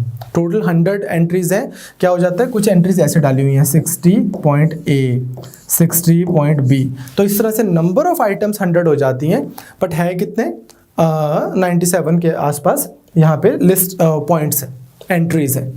सिमिलरली यहाँ पे दे रखी हैं। अब आपको अगर कॉमन सेंस भी लगानी हो, यूनियन लिस्ट में कैसी एंट्रीज मिलेंगी आपको, कैसे कौन से ऐसे सब्जेक्ट्स हैं, कौन से ऐसे टॉपिक्स या डोमेन्स हैं जहां पे आप चाहोगे कि union list should legislate? Atomic energy, banking, foreign affairs, currency, defence, communication, interstate trade, commerce. वो चीज़ों पे तो आप, ऐसा तो नहीं है ना आप करेंसी की पावर स्टेट को दोगे, हर एक स्टेट में अपनी करेंसी चल रही है या हर एक स्टेट की अपनी फॉरेन पॉलिसी चल रही है, ऐसा तो आप नहीं कर सकते। तो in order to ensure the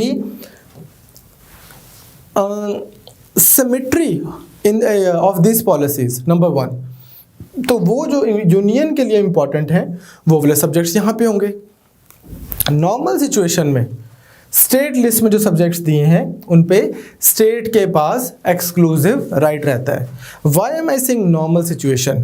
क्योंकि कई बार ऐसा हो जाता है कि हमारी कंट्री में इमरजेंसी लगी किसी स्टेट में, उसमें सिचुएशन अलग होती है, वो मैं आपको अलग से चैप्टर करवाऊंगा। तो नॉर्मल सिचुएशन में स्टेट्स के पास पावर है ये लिस्ट 2 में लेजिस्लेट करने की। अब यहाँ पे कैसे वाले टॉपिक्स दोगे आप जो आपको लगेगा कि हाँ स्टेट इसको देख सकती है, जैसे कि स्टेट्स की prisons, local government, agriculture, police, public order, public health and sanitization, all these things are essentially in the state subject. Now when it comes to conquer, तो इसमें कितना होगा? तकरीबन अभी 61 सब्जेक्ट्स हैं, ओरिजिनली 66 थे तो 61 के आसपास है।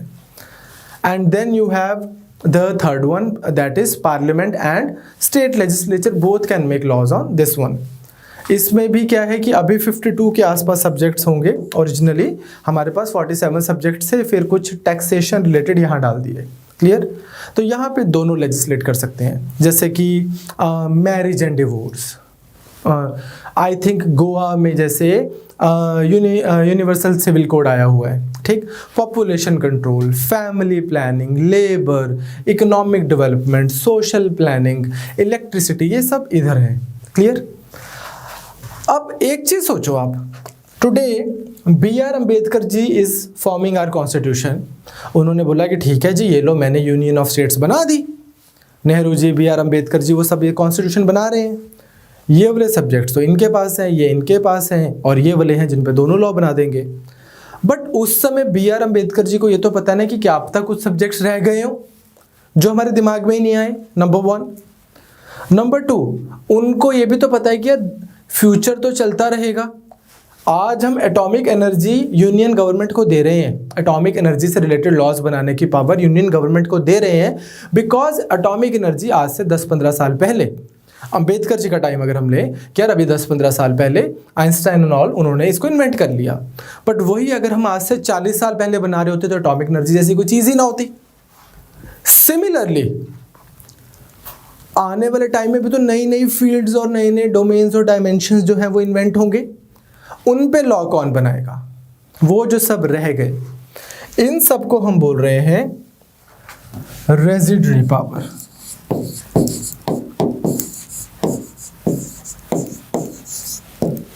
Residuary power. अंबेडकर जी को थोड़ी पता था कि आप जाओगे, इनकॉग्निटो मोड खोलोगे, इंटरनेट पे वेबसाइट्स चलाओगे। उस समय कौन सी वेबसाइट थी? तो साइबर लॉस को कौन देखेगा? तो ये वाली जो चीज़ें हैं, ऑनलाइन वर्ल्ड को कौन देखेगा? ये वाली जो रेजिडरी पावर्स हैं, ये भी दी गई हमारे कॉन्स्टिट्यूशन में पार्लियामेंट को। अब पार्लियामेंट की मर्जी है, चाहे वो रेजिडरी पावर्स कोई भी एक टॉपिक हो वो स्टेट लिस्ट में डाल दे, वो पार्लियामेंट की मर्जी है, वो उसके लार्ज हार्टेडनेस पे डिपेंड करेगा। बट अदरवाइज ये पार्लियामेंट के पास पावर है। यूएसए में क्या है? यूएसए में residuary powers are given to the states. Clear? Simple.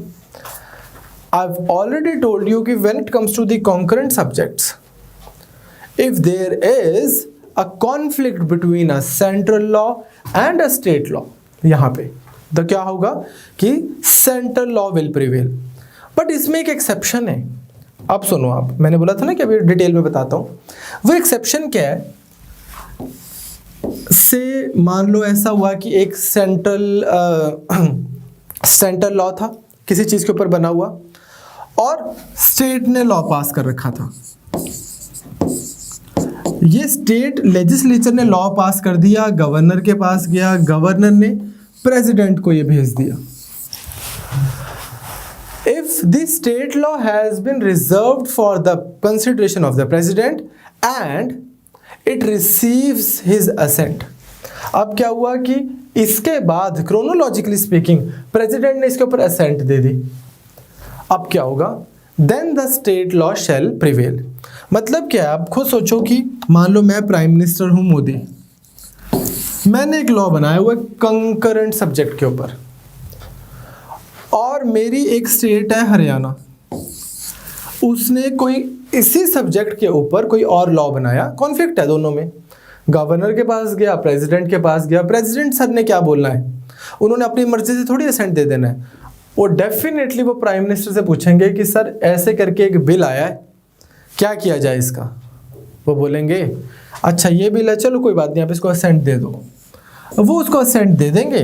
तो हरियाणा स्टेट के अंदर, क्योंकि हरियाणा के बाहर तो वैसे लॉ नहीं बना सकते, हरियाणा के बाहर का तो हरियाणा स्टेट के अंदर वो लॉ चलेगा।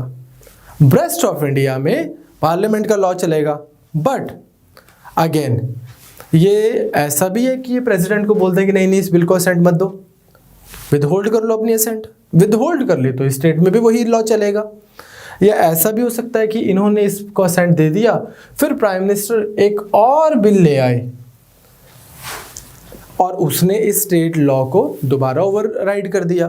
तो इवेंचुअली तो पावर सारी सेंटर के पास ही है। एक थ्योरेटिकल पॉसिबिलिटी आपको मैंने बताई है कि in case of a conflict, if the state law has been reserved for the president and it receives his assent, then state law prevails in the state, in that state. Clear? अब आता है main problem. Next इसके ऊपर जो topic है, आज तो आपको मैं सिंपल बताऊंगा। मेरे ना जैसी हमारी पॉलिटी खत्म होगी, which should be by the end of this week, उसके बाद मैं आपको करवाऊंगा, ऐसे आपको रेगुलर टाइम पे मेंस के क्वेश्चंस करवाऊंगा। आपके नया सब्जेक्ट स्टार्ट हो जाएगा, बट फिर आपका एक सारा बेस बन जाएगा। आपकी इकोनॉमी हो गई, आईआर हो गया, पॉलिटी हो गई, इतने में बंदे का बच्चे का पूरा बेस बन जाता है। ठीक, अब क्या होगा कि मैं आपको मेंस के क्वेश्चंस करवाऊंगा, उसमें आप देखोगे कि सारी पॉलिटी आपकी रिवाइज होगी। पॉलिटी इज वन सब्जेक्ट जिसमें आई कैन गारंटी कि बस आप मेरी वीडियोस देख लेना, जो मैं एमसीक्यूज कराऊंगा वो करना, जो मैं क्वेश्चंस लिखवाऊंगा वो करना, आपको रिविजन की भी जरूरत नहीं पड़ेगी। 21 क्वेश्चंस आए इस बार पॉलिटी से प्रीलिम्स में, that's why we are giving it proper attention. 21 questions. Okay, now parliament के पास बहुत सारे ऐसे एवेन्यूज हैं जहां पे वो स्टेट सब्जेक्ट के ऊपर भी लेजिस्लेट कर सकते हैं, even in the state field. यहां से ही वैसे अदरवाइज प्रॉब्लम शुरू होती है कि स्टेट्स को हमेशा से ऐसे ग्रीवेंस रहता है कि यार we are nothing but glorified municipalities, हमारे डोमेन में पार्लियामेंट लेजिस्लेट करता रहता है। ऑल्दो ये सब सिचुएशंस के लिए, मतलब ये सब पॉसिबल है only in the extra ordinary situation, but nonetheless ऐसा है, पॉसिबल है। तो इसमें क्या, कौन सी सिचुएशंस हैं? सबसे पहले आर्टिकल 249, ये क्या बोलता है कि if Rajya Sabha declares that it is necessary in the national interest that parliament should make law on a matter in the state list। Rajya Sabha ने क्या करना है, ये आया है, ये लास्ट ईयर और इस साल भी प्रीलिम्स में ये स्टेटमेंट आई है, बड़ी सिंपलीफाई करके पूछी हुई थी। ये क्या है, राज्यसभा बैठ गई, you have Lok Sabha, you have Rajya Sabha. Rajya Sabha में एमपीज कहाँ से आए हैं? हमने एमएलएज इलेक्ट किए थे, एमएलएज ने council of state that is Rajya Sabha, इसमें अपने बंदे भेज दिए।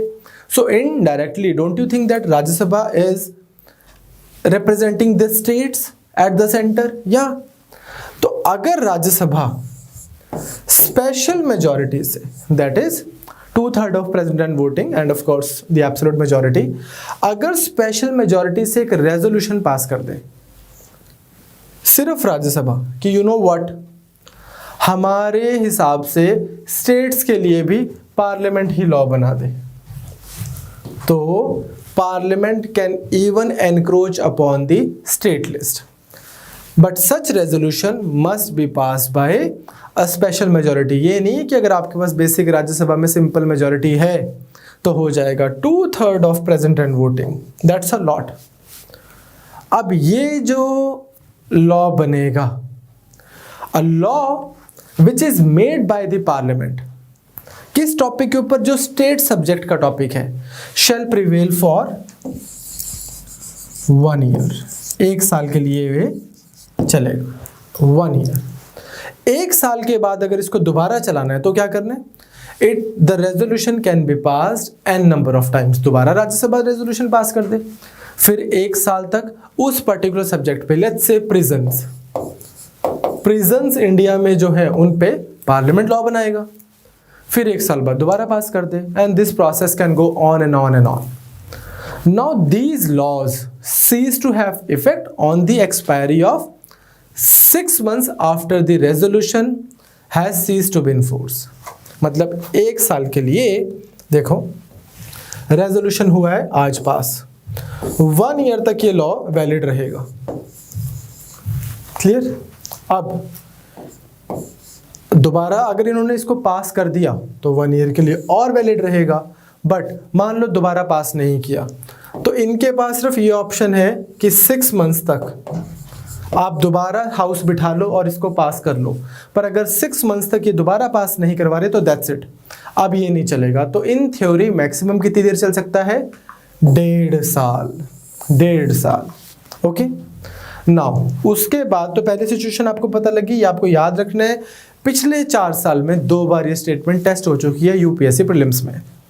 Second, during a national emergency, इसको आप सुन लो सिर्फ, because emergency on its own मैं आपको कराऊंगा डिटेल में।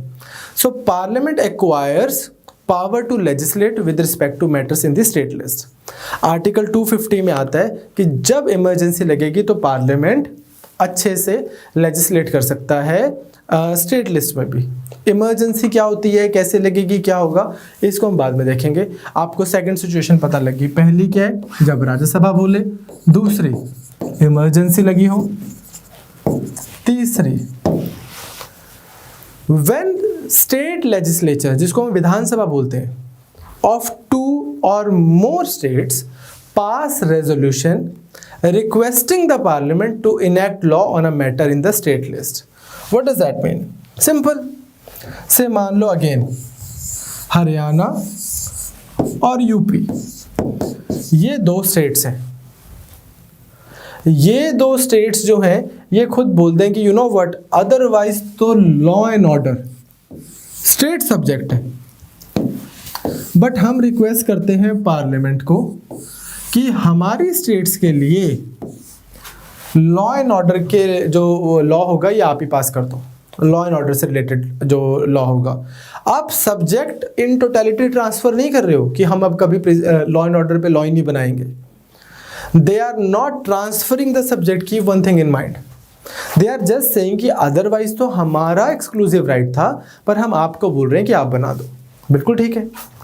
अब हरियाणा और यूपी में लॉ एंड ऑर्डर से रिलेटेड पार्लियामेंट कोई लॉ बना सकता है, उसको हमने ट्रांसफर कर दिया बिकॉज स्टेट्स की विधानसभाओं ने ही वो किया है। आर्टिकल 252 है, ये खुद ही बोला है कि आप इसको बना दो। नाउ पार्लियामेंट ने लॉ बना दिया, अब जिसने लॉ बनाया है वही उस लॉ को मैनेज करेगा। ये नहीं है कि लॉ बनाया, हरियाणा और यूपी को पसंद नहीं आया, इन्होंने बोला नहीं यार अब हम इसके ऊपर ओवरराइडिंग लॉ बना रहे हैं। Now when a law is a law, again 2 things आपको याद रखनी है। पहली तो ये भी नहीं है कि हरियाणा और यूपी ऐसे पास कर दे रेजोल्यूशन और सारी स्टेट्स के ऊपर अब लॉ एंड ऑर्डर पे पार्लियामेंट बना सकता है। No, you can not vote for some other state. West Bengal को अगर नहीं बनवाना तो नहीं बनवाना, वो बोल रहे हैं हम खुद बना लेंगे। केरला को नहीं बनवाना तो how can Haryana and UP vote for them और speak for them? The law, any law so enacted applies only to those states, Haryana and UP in this case, which have passed the resolution, number 1. Number 2, such a law can be amended or repealed only by the parliament. Only by the parliament and not by the legislature of the concerned states. ऐसा नहीं है कि UP Bihar ने बोला, UP और हरियाणा ने बोला बस ठीक है अब हम इसको रिपील खुद कर लेते हैं, हमें पसंद नहीं आया आपका लॉ, या इस पे हम थोड़ा सा इसको और इम्प्रूव करें। No, anything that has to be done with this law will essentially be done by the parliament. Now simple. आपको लग रहा होगा कि वो ऐसा क्यों करेंगे, बहुत सारी सिचुएशंस होती हैं, ऐसा हुआ है।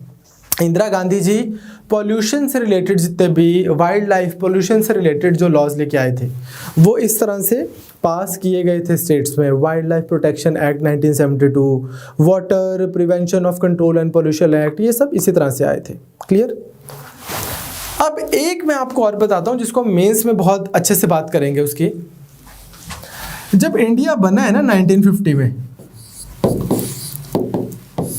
तब कुछ गिनी चुनी कंट्रीज थी और उससे 10 साल पहले तो और भी कम कंट्रीज थी, इंडिया भी नहीं था। ब्रिटिश इंडिया था, एक एम्पायर्स होती थी।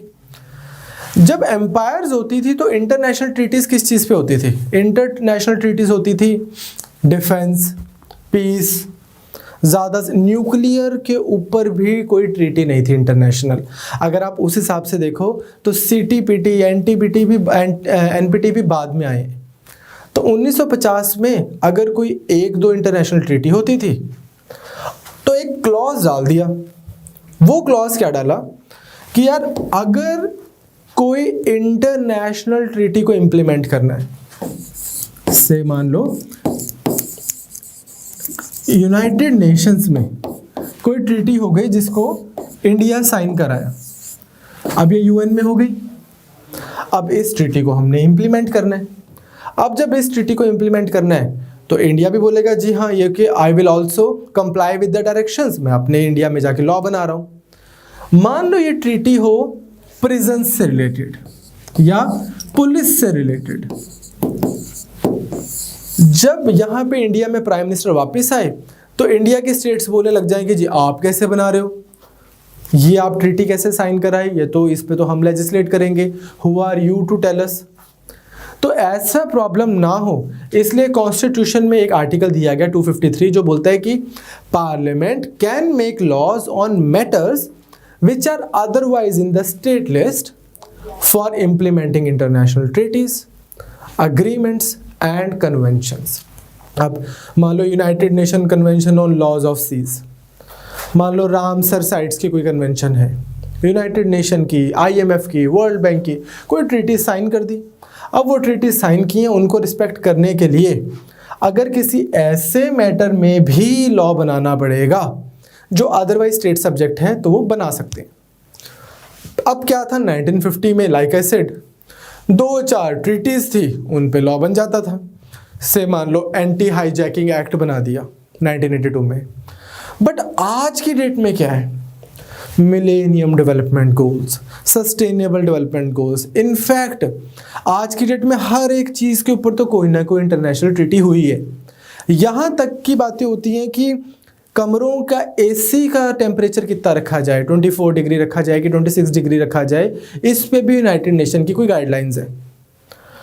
तो हो क्या जाता है कि सेंटर के पास, पार्लियामेंट के पास इतना बड़ा स्कोप क्रिएट हो जाता है कि किसी भी चीज़ के ऊपर वो लेजिस्लेट कर सकते हैं और वो बोल सकते हैं कि हमें यूनाइटेड नेशन या WTO या कोई इंटरनेशनल ट्रीटी को इम्प्लीमेंट करना है। In fact Justin Trudeau is being so funny, वो बोल रहे हैं कि इंडिया में फार्म्स एक्ट के बारे में अभी रिसेंटली कि यार ये ऐसा क्यों लेके आ रहे हैं मोदी जी।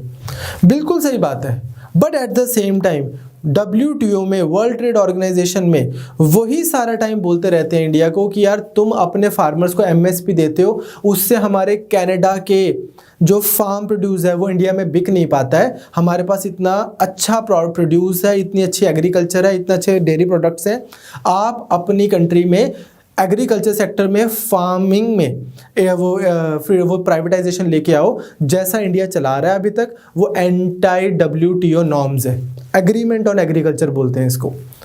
तो खुद तो वहाँ पे वो इंटरनेशनल ट्रीटी में वैसा बोल रहा है, यहाँ पे ज़बरदस्ती है उसने कोई चुनाव जीतना होगा तो ऐसे ही भाषण दे जा रहा है सिमिलरली। लेकिन तो इस सेंस में अगर देखा जाए तो WTO की भी ट्रीटी है, इंडिया सिग्नेटरी है, इंडिया को उसको कंप्लाई करना है, इंप्लीमेंट करना है, तो इंडिया अदरवाइज स्टेट सब्जेक्ट्स में लेजिस्लेट कर सकता है। क्लियर, बिल्कुल सिंपल है। तो आप देख सकते हैं कि बड़े सारे एवेन्यूज हैं जहां पे स्टेट्स क्या कर सकती हैं, सेंटर स्टेट्स के लॉज पे वो लेजिस्लेट कर सकता है। वो हम ऑलरेडी कर चुके हैं एक चीज़ कि स्टेट ने कोई ऐसा लॉ बनाया थोड़ा बहुत जो लग रहा है यार सेंटर को परेशान करेगा ये लॉ, तो क्या होगा, governor will always reserve that bill for the consideration of the president. So because governor is sitting in the state, और गवर्नर कौन है, गवर्नर वो पर्सन है जिसको प्राइम मिनिस्टर ने प्रेसिडेंट को बोला कि इनको उस स्टेट का गवर्नर लगा दो, इनको इस स्टेट का गवर्नर लगा दो, क्योंकि गवर्नर उस सेंस से पॉलिटिकल पोस्ट है।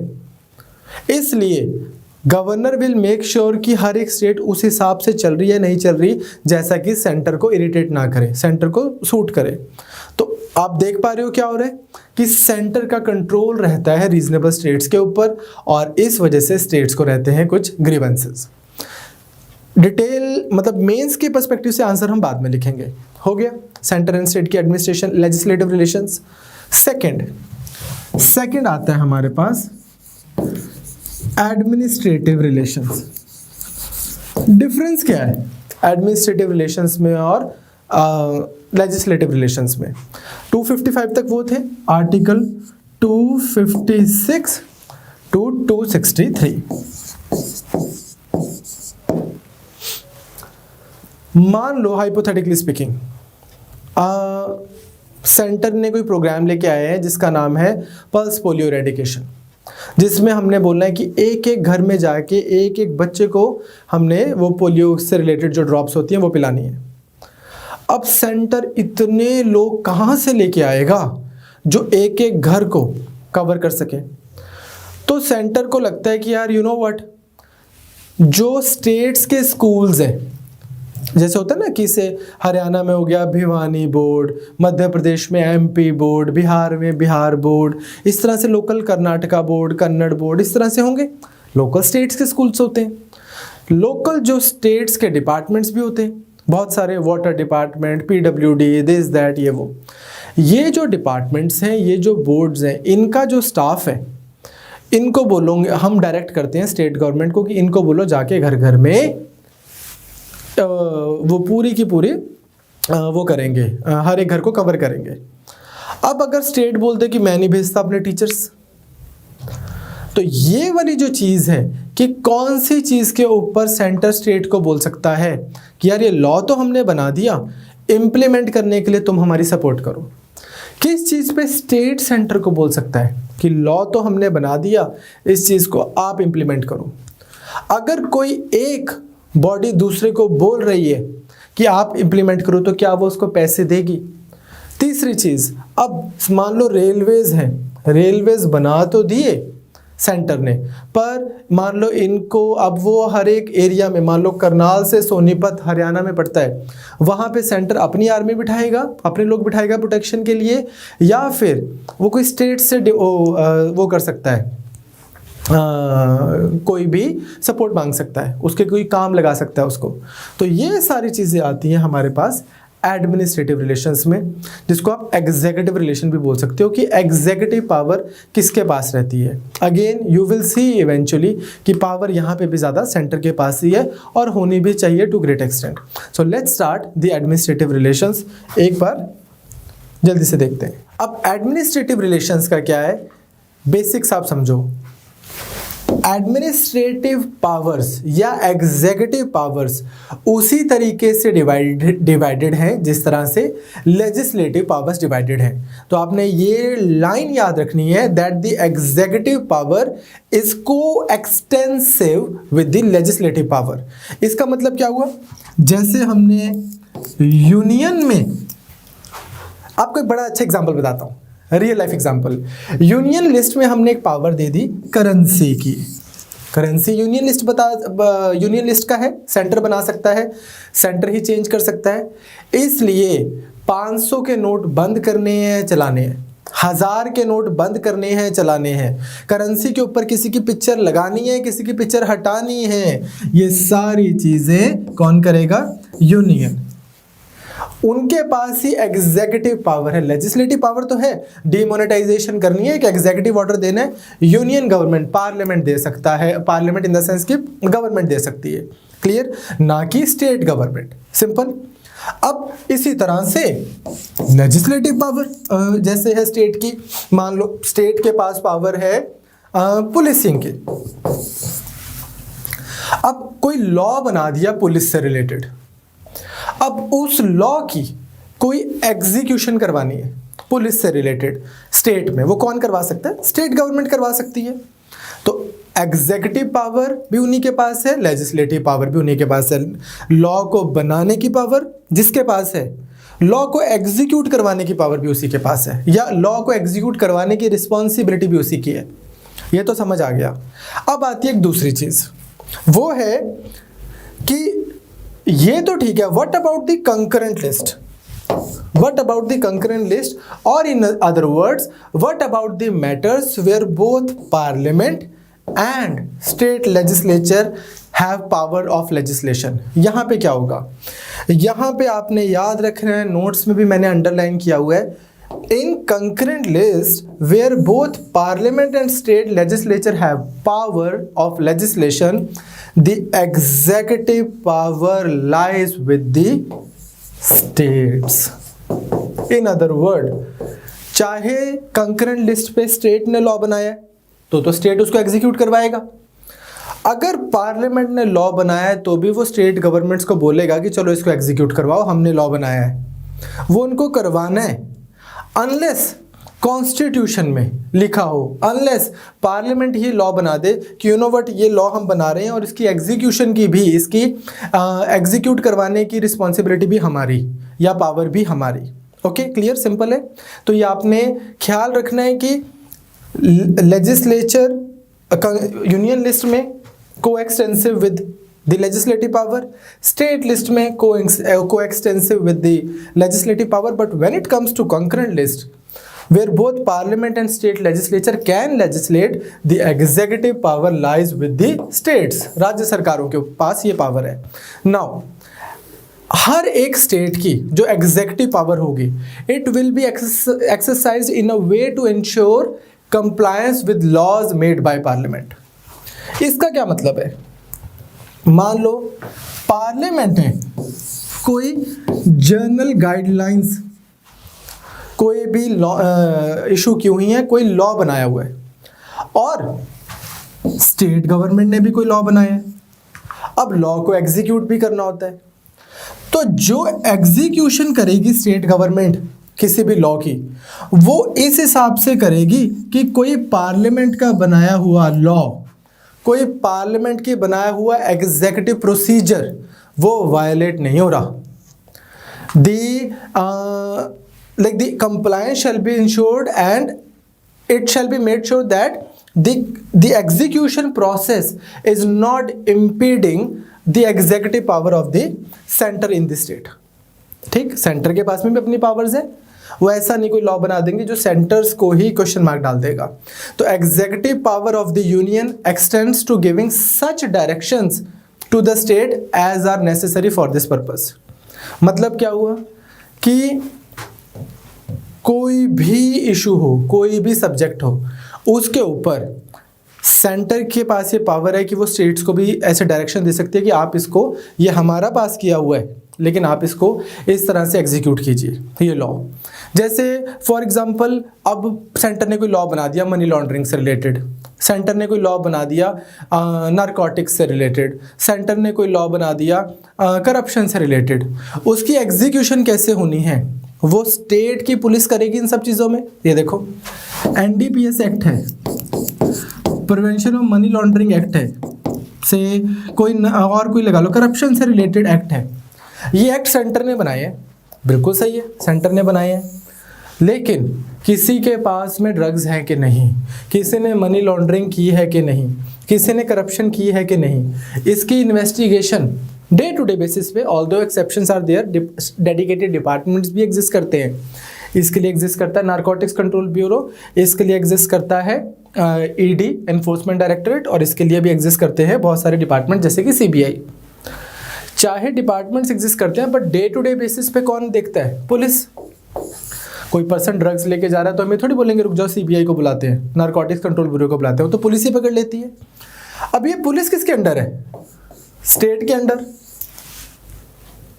अब ये जो स्टेट की पुलिस है जिसने एग्जीक्यूट करना है आप लॉ को, कि अच्छा भाई एक लॉ है, मैं तेरे को बताता हूँ कि उस लॉ के अंदर क्या क्या लिखा है। उसके अंदर लिखा है कि जब कोई पर्सन को आपको लगेगा कि उसके पास ड्रग्स है, आपने पकड़ लेना है, आपने फिर एक थर्ड पर्सन को बुला लेना है, उसके साइन करवा लेने कि देखो जी मैं पुलिस वाला हूँ, मैंने इसके पास ड्रग्स नहीं रखे, आप विटनेस हो। वो बोलेगा हाँ जी मैं विटनेस हूँ, ये लो चल भाई आप मेरे साथ चल, तो एज उसके पास कोर्ट, अब वो उसको कोर्ट में लेके जाएंगे, वो केस बनाएंगे, फिर वो बोलेंगे हमें इसकी अब चाहिए कस्टडी, अब हम इसको चेक करवाएंगे कि ये जो इसके पास में सच में ग्लूकोज है कि ड्रग्स है, और फिर वो हो जाएगा तो फिर कोर्ट में केस चलेगा। तो एक पूरी एग्जीक्यूशन प्रोसेस होता है एक पीस ऑफ जो पेपर जो लॉ लिखा जाता है उसके ऊपर। अब वो कौन कर रहा है? वो एग्जीक्यूट कर रहा है, मान लो अगर हमारे केस में पंजाब पुलिस, तो वो स्टेट के अंडर आती है पंजाब पुलिस। बट जब ये इस लॉ को एग्जीक्यूट करेगी तो इस तरह से करेगी कि जो सेंटर की कोई बॉडी है उसकी जो एग्जीक्यूटिव पावर है उसको ऐसा नहीं है कि यार इनको ओवरराइड किया जा रहा है, ऐसा नहीं है ये कि ये लॉ जो बनाया सेंटर ने, ठीक, इसको रिस्पेक्ट नहीं किया जा रहा, उसी तरीके से वो उसको एग्जीक्यूट करेगी जिस तरह से सेंटर के लॉ ने लिखा हुआ है। वो ये नहीं बोलेंगे कि यार जैसे हमारी मूवीज़ में नहीं ग्लोरीफाई करते कि फैसला on the spot this that, वो सब नहीं होएगा। सेंटर ने लॉ बनाया है, स्टेट की पुलिस, स्टेट की एग्जीक्यूटिव बॉडीज उस लॉ के अकॉर्डिंगली ही एक्ट करेंगी। Execution shall essentially be in coherence, ठीक, एक उसमें हार्मनी में रहेगा with the law made by the centre. ये एक छोटी सी चीज़ समझ आनी चाहिए, मैक्सिमम लोग इसको ओवरलुक कर देते हैं, छुड़वा भी देते हैं टीचर्स। मेरे को था कि मैं आपको एक बार बता दूं, ठीक। उसके बाद सेंटर के पास में पावर है स्टेट्स को ये बोलने की कि यार आप ये काम करो, ये काम करो। डायरेक्शन दे सकते हैं, इन जनरल डायरेक्शन भी दे सकते हैं और कुछ सिचुएशन में स्पेसिफिक डायरेक्शंस भी हैं, जैसे कि मिलिट्री के लिए, आर्मी के लिए मान लो हरियाणा में एक कोई कैंटोनमेंट बनानी है, तो उसकी कंस्ट्रक्शन, उसकी maintenance, to declare a particular area of national और military importance, means of communication बिछाना, ये सब स्टेट गवर्नमेंट को बोल सकते हैं। Centre is empowered to give directions to the state कि चलो भाई ये करो। उसमें ये जो है हरियाणा ये नहीं बोलेगा स्टेट को कि यार हमने अपनी स्टेट कैसे चलानी है, लैंड तो हमारे कंट्रोल में है, ये particular land national military importance का है, साथ में पाकिस्तान लगता है, चलो भाई ये करो, उनको करना है। दूसरा, रेलवेज की प्रोटेक्शन, रेलवेज सारे इंडिया से, सब स्टेट से निकल रहे हैं, तो measures to be taken for protection of railways within the state, उसके लिए भी सेंटर स्टेट्स को डायरेक्ट कर सकता है। तीसरा, सेंटर ने एजुकेशन पॉलिसी बना दी, लेट्स से अभी बनाई है न्यू एजुकेशन पॉलिसी, उसके अंदर सेंटर स्टेट्स को बोल सकता है कि यार देखो जो तो हमारे अंडर स्कूल्स आ रहे हैं, सेंटर स्कूल्स, उनमें तो हम मैनेज करेंगे, पर जो स्टेट स्कूल्स हैं जिनमें लाखों लाखों बच्चा पढ़ता है, we want you to create provisions of adequate facilities for instructions in mother tongue at primary stage of education. जो लिंग्विस्टिक माइनॉरिटीज के बच्चे हैं उनके लिए, हर बंदे को हिंदी या इंग्लिश नहीं आती, आप उसकी मदर टंग में पढ़ाने के लिए प्रोविजंस क्रिएट करो। ये सेंटर बोल सकता है स्टेट्स को। इन other words, what do I mean by that? Centre Punjab government को बोल सकता है कि आप पंजाब स्कूल एजुकेशन बोर्ड के अंदर 5th क्लास तक, प्राइमरी तक सारी बुक्स पंजाबी में क्रिएट करो और पंजाबी में पढ़ाओ, टीचर्स अपॉइंट करो। अब ये नहीं बोलेंगे कि प्राइमरी एजुकेशन तो हमारे कंट्रोल में है और हम बताएंगे हमने क्या एग्जीक्यूट करना है। सेंटर के पास पावर है डायरेक्शन देने की। यहाँ पे आप ये नहीं बोलोगे कि हमारे डोमेन में सेंटर इन्फ्रिंज कर रहा है। अब but here is the thing,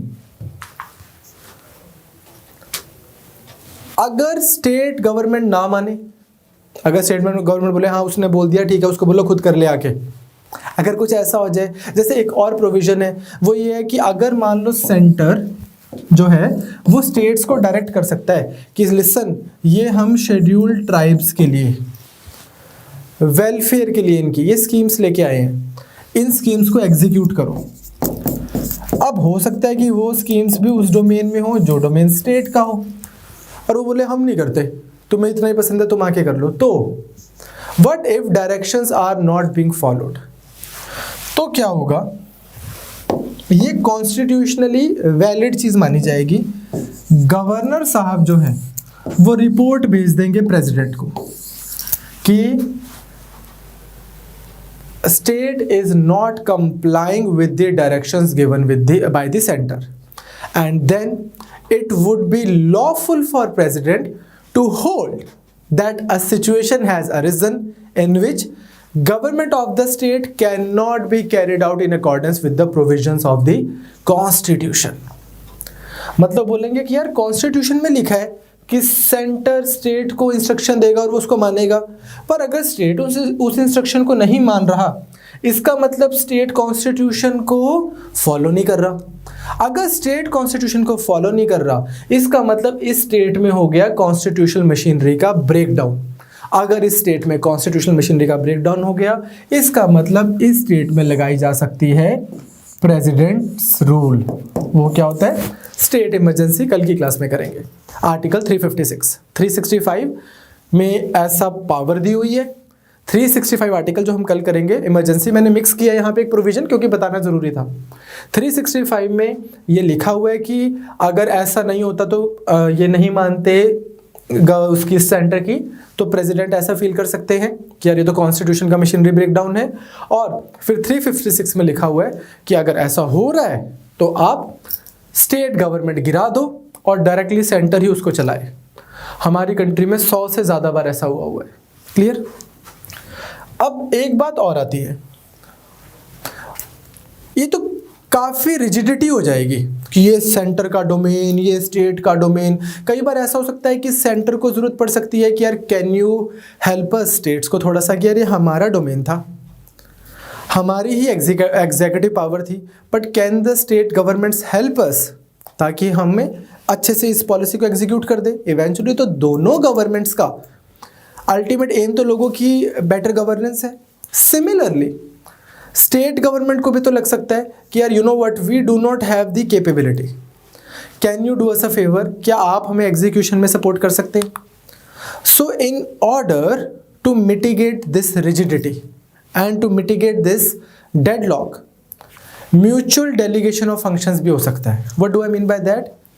president किसी स्टेट से कंसेंट लेके ये बोल सकते हैं कि ये अदरवाइज सेंटर ने इसको वो करना था, एग्जीक्यूट करना था, स्टेट एग्जीक्यूट कर दिया करो इन चीज़ों के ऊपर। कन्वर्सली ये भी ट्रू है कि स्टेट्स भी सेंटर को बोल सकती हैं, सेंट्रल गवर्नमेंट से कंसेंट ले सकती हैं कि ये वाले फंक्शंस हमारे थे, ये वाली रिस्पॉन्सिबिलिटी हमारी थी, बट सेंटर कर दिया करे। तो एक तरह का एक कॉपरेशन भी एग्जिस्ट करता है। बस आपने एक चीज़ और याद रखनी है, a law made by parliament on subjects of union list can give powers and impose duties on a state. जो मैं आपको बार बार बोल रहा हूँ कि स्टेट जो सेंटर है स्टेट को ड्यूटीज लगा सकता है, उनको डायरेक्शन दे सकता है, even without the consent of the state. State अगर ना भी माने तो भी क्या है, उनके पास तो एक राइट है कि भाई हमने पूरी कंट्री को चलाना है, हमने आपको एक ड्यूटी दे दी, इसको आप फॉलो करो। However opposite of that is not true. Centre state की कोई ड्यूटी लगा सकता है even without the consent of the state, but state centre की ड्यूटी नहीं लगा सकता without the consent of the centre. Simple, clear? I hope आपको बेसिक सा समझ आ रहा है। इस पे से क्वेश्चन नहीं आता है, पर इसकी अंडरस्टैंडिंग हो तो बेटर रहता है। आपको नॉर्मल जब आपको गवर्नेंस कराएंगे तो आपको ईजी रहेगा। अब आता है हमारे पास दो मेन आर्टिकल्स 262 एंड 263, ये आपने याद रखने हैं। वाटर, मार्क ट्वेन बोलते हैं वाटर के बारे में कि wine is to drink and water is to fight. दुनिया में पानी की बहुत लड़ाइयाँ हुई हैं। इनफैक्ट वाटर एक ऐसी कमोडिटी है, द ओनली कमोडिटी जिसके लिए हमारे कॉन्स्टिट्यूशन में एक स्पेशल आर्टिकल एग्जिस्ट करता है, विच इज आर्टिकल 262।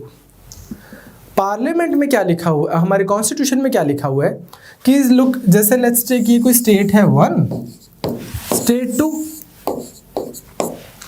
अब इस स्टेट के अंडर कोई वाटर बॉडी है, उस वाटर बॉडी की रेगुलेशन, उस वाटर बॉडी के मेंटेनेंस, उस वाटर बॉडी के वाटर की यूजेज, कोई भी जो चीज़ है उसकी पावर किसके पास है? स्टेट के पास है। स्टेट लेजिस्लेट करेगी, सिंपल। बट अगर वाटर, और यही इसके लिए भी ट्रू है, बट कई बार पानी, जो स्टेट्स तो हमने इमेजिनरी पेपर पे बनाई है ना, बॉर्डर्स तो हमने क्रिएट किए हैं, बट पानी तो एक नेचुरल चीज़ है जो एक स्टेट से दूसरी स्टेट में जा रहा है। तो what about inter state water? तो it is written in the constitution that parliament, it is the parliament which can provide for the adjudication of any dispute or complaint with respect to the use, distribution and control of water of any interstate river or river valley। Parliament law बनाएगा interstate waters के solution निकालने के लिए। Clear? इस पे तो हमने काफ़ी अच्छे से डिस्कशन करनी है, कल करेंगे। इट इज़ द पार्लियामेंट जो लॉ बनाएगा। ये इतना बड़ा इशू है, साउथ इंडिया में एक केस हुआ है, Kaveri water tribunal, Kaveri water dispute. उस केस को आज आप लगा लो 20 + 17 + 13 ऑलमोस्ट, ठीक? तो ऑलमोस्ट 40-50 साल हो गए हैं उस पानी के डिस्प्यूट को चलते हुए।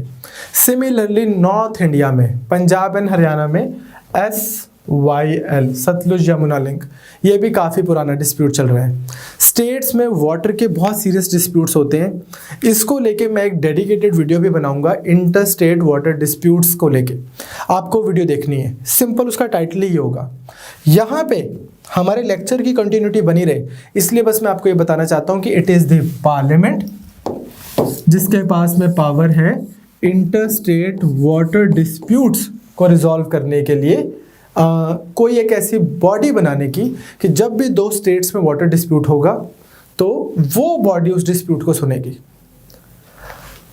It is the parliament which has the power to make law regarding inter state water dispute, कि वो जब बॉडी डिस्प्यूट को सुनेगी, मान लो एक पार्लियामेंट ने कोर्ट तो क्रिएट कर दी कि ये डेडिकेटेड कोर्ट है जो इंटर स्टेट वाटर डिस्प्यूट्स को सुनेगी, पर उसके पास में भी कोई लॉ तो होना चाहिए ना कि तमिलनाडु और कर्नाटका जब जाएं तो वो बोलेंगे कि ये पानी हमारा बनता है और दूसरा बोलेगा पानी हमारा बनता है, तो वो बताएंगे कि किस बेसिस पे हम बोल रहे हैं कि पानी हमारा बनता है। कोई लॉ एग्जिस्ट करना चाहिए कि अकॉर्डिंग टू लॉ ये पानी हमारा है।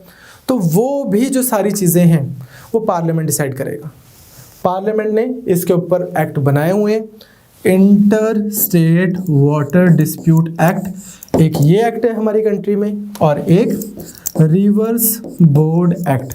ये दो एक्ट एग्जिस्ट करते हैं। इसकी मैं एक डेडिकेटेड क्लास लूंगा। अभी के लिए आपको बस ये समझना है, it is not the states जिनके पास पावर है इस चीज़ को सॉल्व करने की, it is the parliament. Clear? चलो नेक्स्ट आता है अब हमारे पास में इंटर स्टेट काउंसिल, ISC। ये भी आपको बाय नंबर याद रखना है। 262 और 263 दोनों को आपने बाय नंबर याद रखना है। आर्टिकल 263। अब आप एक बार देखो, parliament and you have state 1, state 2, state 3, state 4, state 5, इस तरह से स्टेट 28 स्टेट्स हैं आपके पास। कितने सारे ऐसे मैटर्स होंगे, कितने सारे ऐसे सब्जेक्ट्स होंगे जो कॉमन इंटरेस्ट के हैं, सेंटर के भी और स्टेट के भी, जिसमें दोनों चाहेंगे, सेंटर भी चाहेगा और स्टेट्स भी चाहेंगे कुछ रेजोल्यूशन निकल जाए, including inter state water disputes, कि यार आओ कुछ मैकेनिज्म बनाते हैं जिससे हमारे ये डिस्प्यूट्स ही ना हो।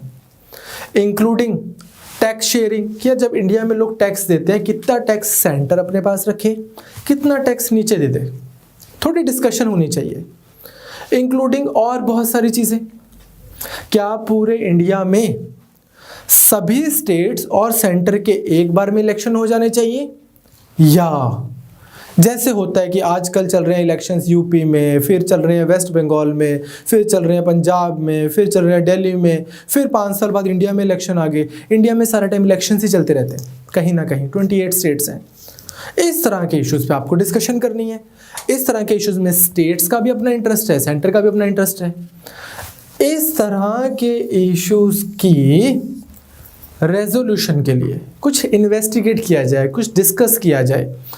आर्टिकल 263 बोलता है कि पार्लियामेंट प्रेसिडेंट बना सकते हैं एक काउंसिल जो कि होगी इंटर स्टेट काउंसिल, जिसके अंदर सभी स्टेट्स के CM और प्राइम मिनिस्टर और मेन जो मिनिस्टर्स हैं, प्राइम मिनिस्टर के होम मिनिस्टर, ये सब बैठ जाएं और ये डिस्कशन कर लें। क्लियर? तो जब इंडिया में 1970s में 1980s में स्टेट्स और सेंटर में बहुत लड़ाइयाँ होने लग गई थी, तो एक कमीशन बैठी थी जिसका नाम है सरकारिया कमीशन। सरकारिया कमीशन ने रेकमेंड किया था कि यार कॉन्स्टिट्यूशन में तुम्हारे पास ये भी तो एक ऑप्शन है, तुम्हारे को प्रोविजन दिया हुआ है कि आप इस तरह से एक बॉडी बनाओ। तो सरकारिया कमीशन ने बोला that we should act upon it, let's create a body so that centre and states are always having good communication channel. अच्छी उनकी ना कम्युनिकेशन चलती है ताकि डिस्प्यूट्स होने से पहले ही बातचीत से ऑन द टेबल ही डिस्प्यूट्स सॉल्व हो जाए। नहीं तो क्या होता है, things blow out of proportion, only then सब लोग सो के जागते हैं।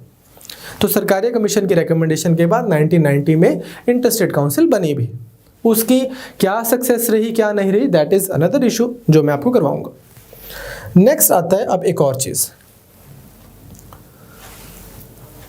किसी स्टेट ने मान लो स्टेट ऑफ हिमाचल प्रदेश, हिमाचल प्रदेश में, ये एक रियल लाइफ एग्जांपल देते हैं, लो आपको अच्छे समझाते हैं।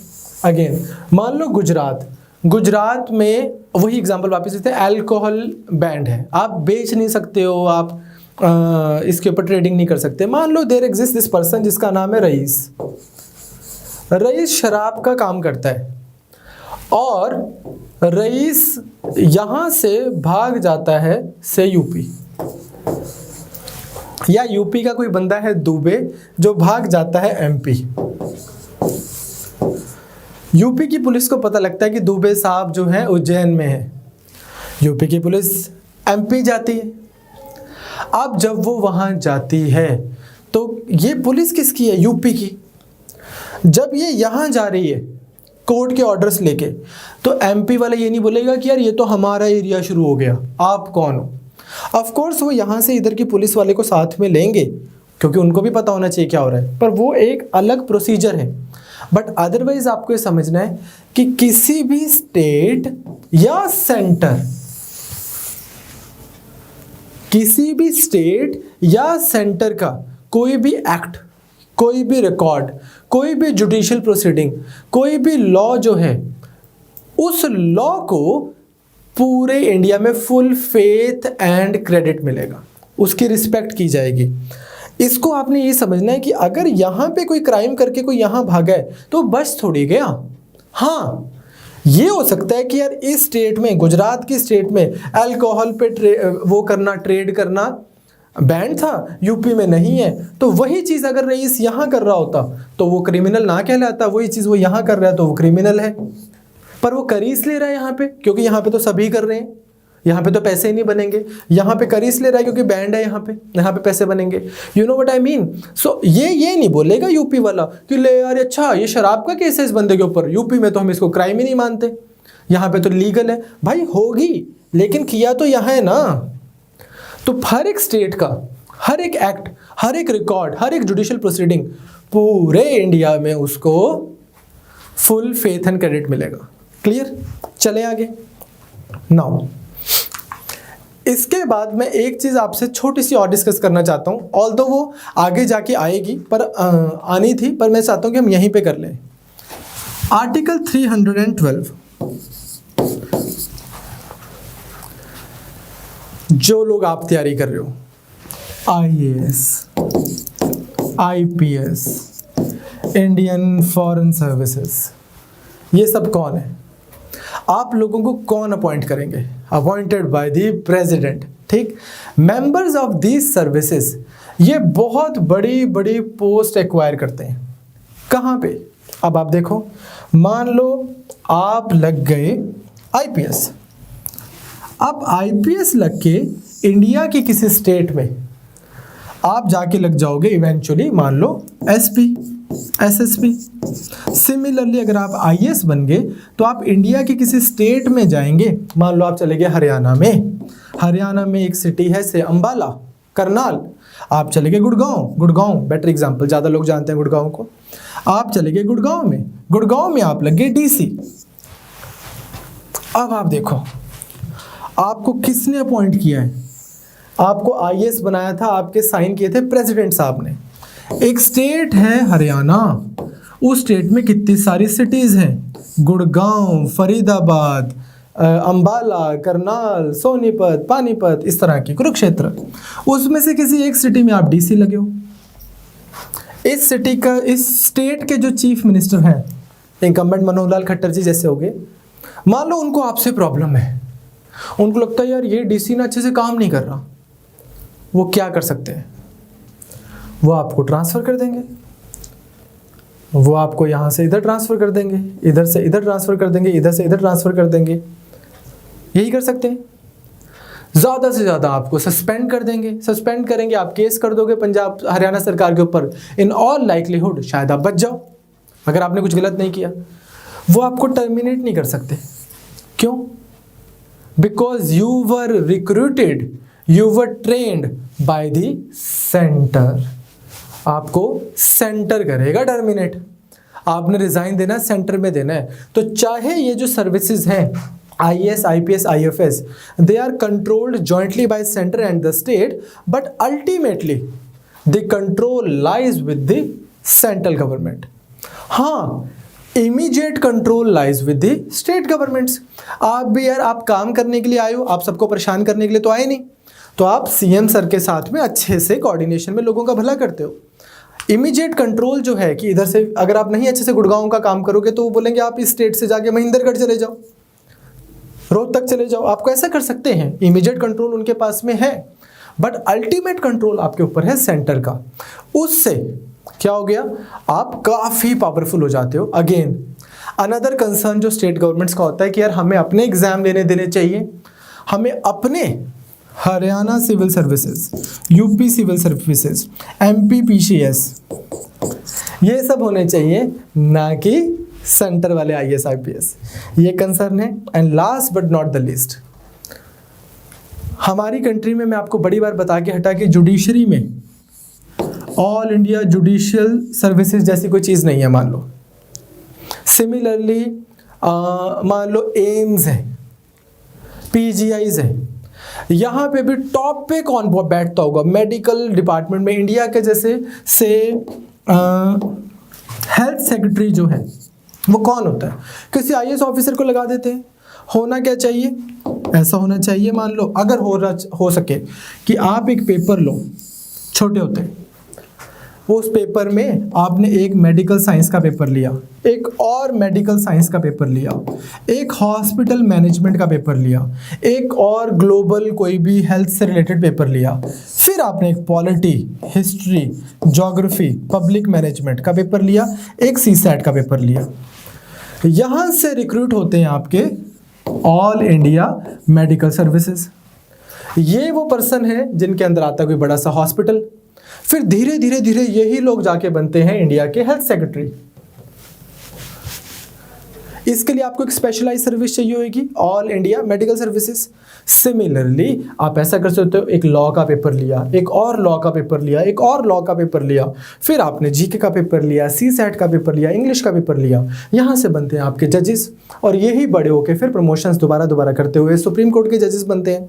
इस तरह से हम डेडिकेटेड कोई नई सर्विसेज भी तो स्टार्ट कर सकते हैं, जैसे हमने IES की हुई है, Indian engineering services, Indian economic services. ये कैसे होती हैं नई सर्विसेज?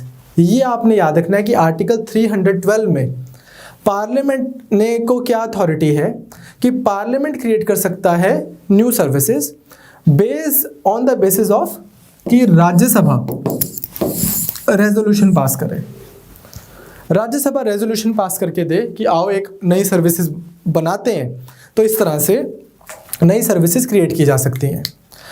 अब ऐसा माना जाता है कि यार जब IAS IPS IFS सेंटर से स्टेट्स में आ जाते हैं तो ये फेडरलिज्म के अगेंस्ट है, बट इस चीज़ को इस तरह से प्रोटेक्ट किया जाता है कि सबसे पहले तो बोलते हैं कि अगर हमने ब्यूरोक्रेसी में हाई स्टैंडर्ड्स मेंटेन करने हैं और एक सिमेट्री मेंटेन करनी है अमंग दी स्टेट्स, तो आपको सेंट्रल सर्विसेज चाहिए IAS IPS जैसी। दूसरा, एक यूनिफॉर्मिटी क्रिएट करने के लिए आपको सेंट्रल सर्विस चाहिए। तीसरा, सेंटर और स्टेट्स के बीच में कोऑर्डिनेशन बना रहे, जॉइंट एक्शन लिया जा सके, कोऑपरेशन बना रहे, इन सब को इंश्योर करने के लिए भी आपको चाहिए सेंट्रल सर्विसेज। तो इसलिए चलती हैं, बट अदरवाइज स्टेट्स को होता है कि हम अपने ऑफिसर्स लगाना चाहते हैं। So that pretty much winds up our administrative relations. Next आता है हमारे पास finance relation.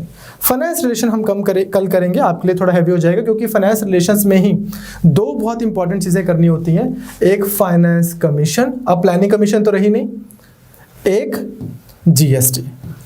Will do that tomorrow. Till then you take care. Hi, अगर आपको ये लेक्चर पसंद आया तो हमारे चैनल को सब्सक्राइब कीजिए, और अगर आप UPSC 2021 के प्रीलिम्स के लिए सीरियस हैं तो हमारा क्रैश कोर्स जरूर ज्वाइन कीजिए। कोर्स की डिटेल्स आपको हमारी वेबसाइट, जिसका लिंक डिस्क्रिप्शन सेक्शन में होगा, उस पर मिल जाएंगी। नहीं तो आप हमें कॉल कर सकते हैं नीचे दिए गए नंबर पर।